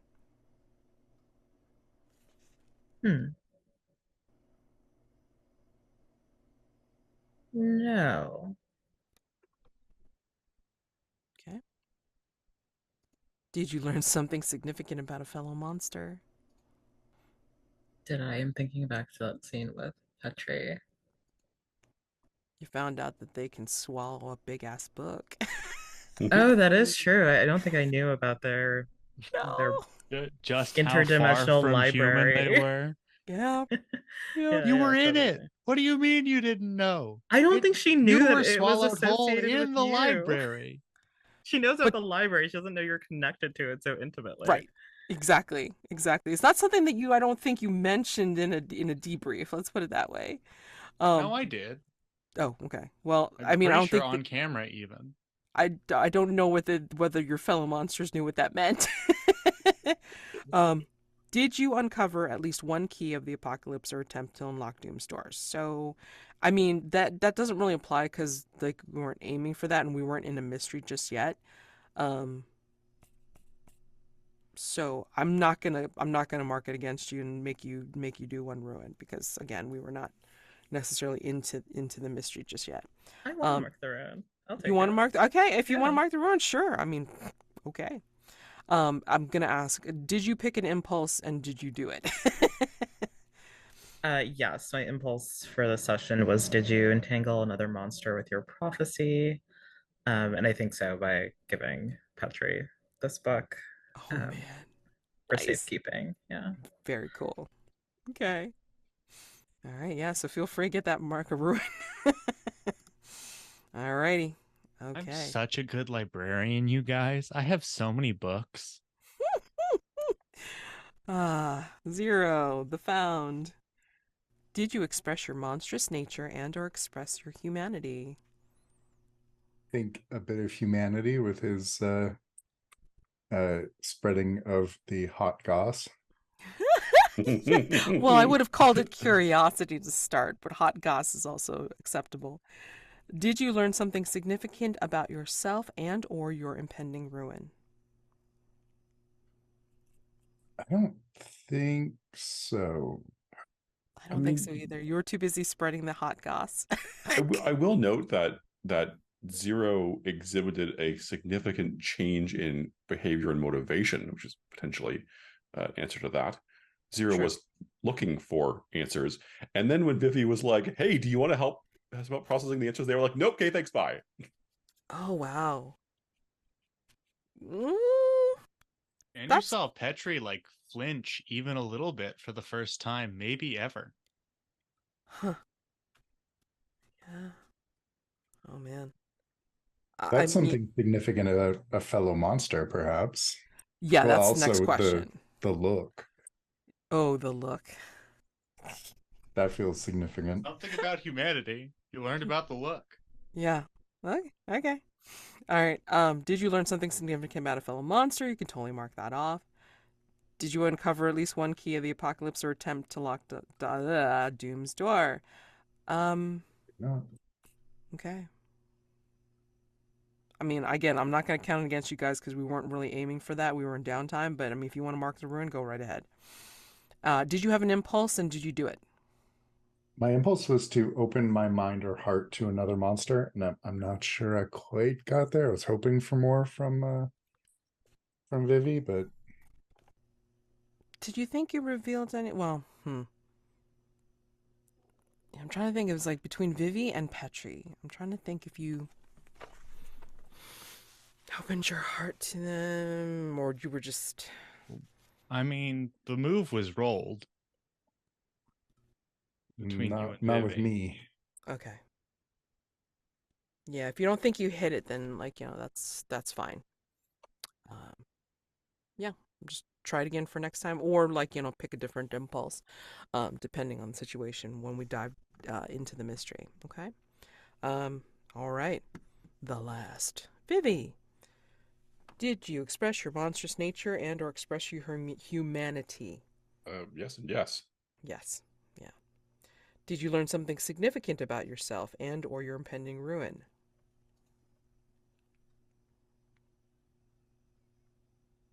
Learn something?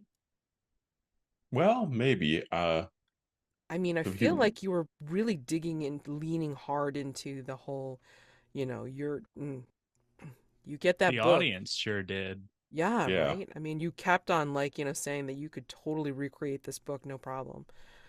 Oh boy. Yeah. Did you learn something significant about a fellow monster? Yes. I think the more time Vivi spends with Petri, the more they realize how alike in some ways they are, and that is awful and terrifying. Yeah. Love yourself, babe. That's what I've been trying to tell you. He's such a Loving hippie. myself means genociding other humans. I can't do They're that. so, oh my god, those okay. I mean, that I gotta save like a lot of that shit for stars. So hold on, keep going. Did you uncover at least one key of the apocalypse or attempt to unlock Doom's door? If no, mark one ruin. Again, I'm not gonna hold it against you, but if you would like to mark some ruin, go for it. Because it sounds like you were having a ruinous chat. If anything, that's my opinion. So, yeah. Okay. And the Herald, Petri. Did you express your monstrous nature and or express your humanity? Fuck yeah, dude. Yep. Did you learn something significant about yourself and or your impending ruin? If you squint. That conversation, man, with Yeah, Vivi. I definitely Just learned a lot about myself by talking to Vivi, yeah, I seriously. Well, think. you did say mirror, so anyway. Yeah, Did you learn something significant about a fellow monster? Hell sure yeah. did. Yep. Did you uncover at least one key of the apocalypse or attempt to unlock Doom's door? Nope. Again, yeah, you can mark one ruin if you want, or no. It doesn't matter. That My we're not ruin in the moves are mystery yet. broadly uninteresting. Goodness. Okay. And then impulse. Did you get one? Did you pick I one? sure did. It is attempt to find meaning in my relationship with another. Okay. I think we hit that. Yeah. Oh, and Vivi, did I ask you that question? Did you have an impulse and did you do it? uh, my impulse was, did you seek solitude and turn away from hope for the future? And I think yes, although in Uh-huh. two parts.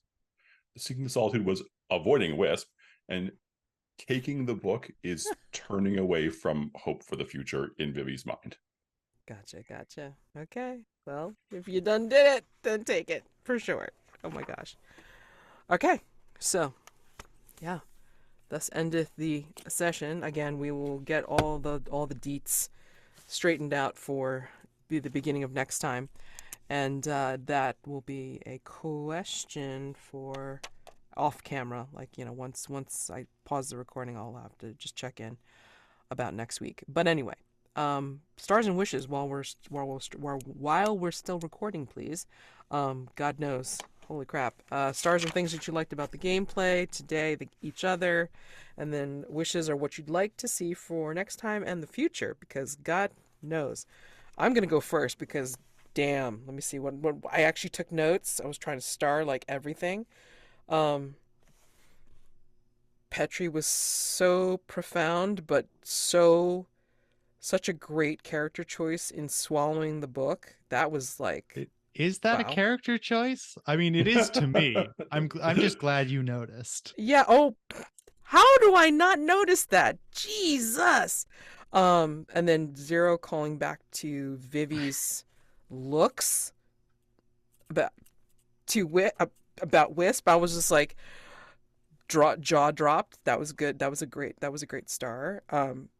Wisp, I mean, like, just the character beat for them. I mean, just introducing us further into the character of your mother, and then choosing to give us a bit not only about her but also about the culture of the Fae that you have, which is, if they got a deal going on, they ain't telling the truth, but, like, you know, to your face about what you want to know about, because they're already bound. So I love that. I love that as a star. And then also the bit with eating the cigarette. I love that because, again, it's like, you know, now we know. It's like Wisp can't help it but just eat cigarettes because, like, that's the only way nicotine's going to work. And then some of these lines, I can't remember who said them. I just, like, wrote them down. You can be remade. That was me. Yeah. And then, what are hands? Oh my god. What kind of conversation was this? It was just so nice. Oh my god. Stars. So, that's what I wrote down. Probably even more that I forgot to write down or they're scribbled in my notes that I can't read. So, go for it. Oh, wishes. Yeah, I mean, like, you know, just wanting to delve into the mystery, like, you know, get you guys to utilize not only the basic moves again, but I mean also, like, you know, pull on all the different playbook moves that you have, or ruin moves if anybody's gotten any so far. And yeah, just being able to explore this game to your heart's content and play your characters, of course. So, all right, I'm done. I'm just gonna star the entire Zero Vivi scene, but the specific notes I have are Zero, you're sweet on Wisp. The Zero in his middle school era.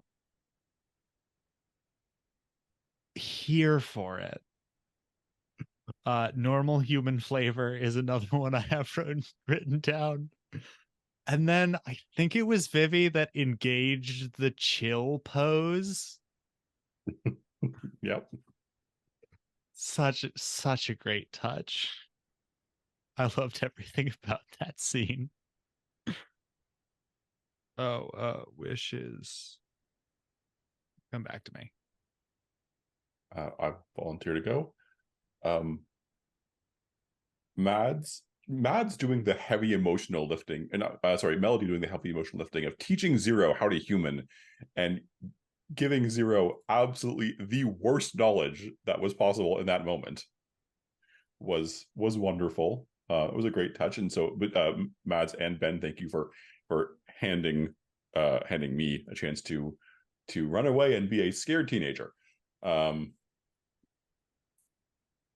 Ben and Chris, did you know that they could fuse into a monstrous entity that does not remember either of their names? And then Zero said, "I wish I still didn't," which was a great line.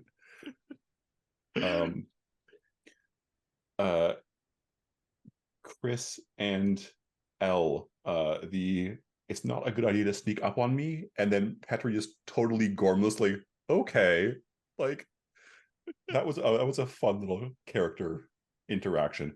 Just Chris in general, Petri wandering around being this just like agent of chaos and temptation was just like, oh god, no, stop. And the yeah, a lot of the interactions were really great. Elle, one thing I really liked was that Wisp immediately forgot about Jen Fables. I didn't find a mouse. I was like, oh no, I'm so sad for Jen Fables and also for Wisp, but it's so right. And I was, it was a great little like illuminating moment. And then also telling Petri to seriously get out. I really enjoyed all of those. And one for Chris, just sort of so much weird body horror stuff happening with the jaw and the hand and the little I've got a homunculus. million of these. I spent the last 3 weeks just thinking of weird stuff that Petri could do. They're all thematically connected, I promise. I like it. It's Petri is so weird, and it's a lot of fun. Wishes. I want to see more of Wisp's mother. I'm sure that will be fireworks. I look forward to stretching out this slow burn thing between Wisp and Vivi until no one can take it anymore. I look forward to ruining that somehow and accelerating it. It'll be if good. That's okay. Remember, Yep, folks, we are not absolutely. playing Hearts of Wulin. I know it's similar, but don't do it. We don't know how long we'll be here. This could go on forever. Yeah, I'm looking forward to doing the new mystery and seeing how. Wow, Vivi has to talk to everybody now. That's going to be awkward and weird. So, I'm looking forward to it. Oh yeah, no, that's 100% my wish. Is now like we're gonna have to see all of us blend into like quote normal human society. Like we're out in public now. What the fuck is gonna happen?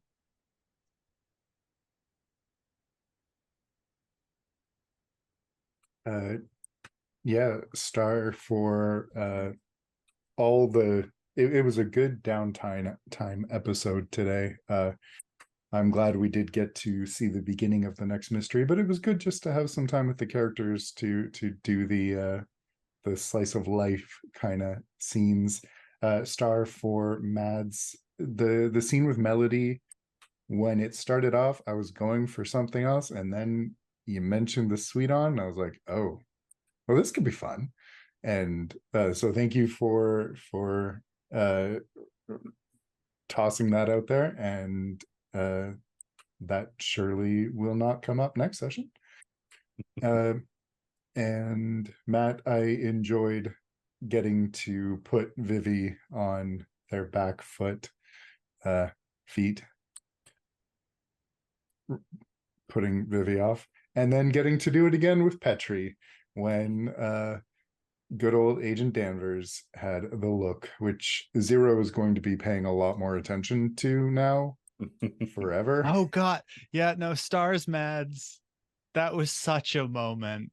You completely changed like everything I knew about Lieutenant Danvers in one look. The look. The look. Yeah. I am going to have to see how closely Zero can walk up to the line without crossing it when it comes to interacting with Wisp. So there's a Wisp I'm looking, a wish I am looking forward to in future. And yeah, it was great to meet Wisp's mother, and I really liked the interactions there, and also that Wisp continues to not meditate and eat cigarettes, and yeah, it'll be fun to see in this upcoming mystery, especially if we are in a more human area. Wisp is going to stick out a lot more at first glance than everyone else, so it'll be fun. Yeah, I think most of my stars have already been mentioned. Loved everything that Vivi was doing this session. Yeah, love the scene with them in Zero. Um, seeing yet a new side of Vivi with Petri was also super interesting. And I wrote down a quote. I think it was Petri who said, "Isn't love beautiful?" Uh, or maybe this is Zero and Petri. Anyway, I definitely Petri definitely said that. I think Petri in said To response that. to Zero. the monstrous fusion bit I was doing.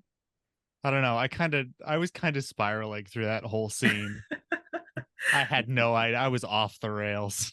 Yeah, I think it was Zero who responded. Oh, is that what it is? I thought that was great. Um, and this is a very little moment, but like Petri slowly shrinking as he walked away was like such a funny visual. I loved it. And yeah, Zero just like running around spreading rumors was really, really fun to watch. It kind of felt like we were all being weird teenagers this session for some reason, which is an energy that I'm into. I hope it continues. Um, for wishes, I definitely want to have a scene with Wisp and Vivi without Wisp knowing anything about what's been going on behind her back. So like nobody say anything to her until we have that scene and then go wild. Um Can a yeah. non-human being die of awkward? I guess we'll find out. Find out next week. Yeah, I think that's it for me. It'll be hilariously funny to see, like, how roundabout the conversation is to feelings, but not feelings. Zero's blasted against it. Yes. Somebody's got to spy. Absolutely. Like, somebody's got to observe for sure. But I will say, yeah, I mean, before we stop the recording and then, like, yeah, talk about scheduling offline, I want to give, as a final close to our session, I want to give a small stinger. So, all of the Omens have gone to Manila, and only Cobb has accompanied you as, like, the handler on on scene, basically. And the other handlers are doing their thing, entering data or you know going through notes and files and all this kind of stuff. But I think there is an we watch as we follow an agent. We see only their back as they're making their way down the halls of division. And you hear the footsteps. I mean, like, for some reason, there's no other. Well, actually, there are agents that pass them every now and again, but then they go. It's like probably evening time or midnight or some time where there's very few agents actually about. And this agent will step into the music room. They don't turn on the light, but there's like some dimness coming from some ambient lights in the corners. And we see them approach, still only having the view of their back. And as they come to the piano, we see their arm like lift up and the arm go into a shuddering wave as if going incorporeal. And then they reach into the piano. And when they pull their hand out from the piano, we see the shuddering wave of their hand clasp something that looks also shuddering. And it looks like a book. Cut to black. I will see you next time, but that's where we end our session for this evening. So, happy gaming for when you guys, go through the week. Until next time.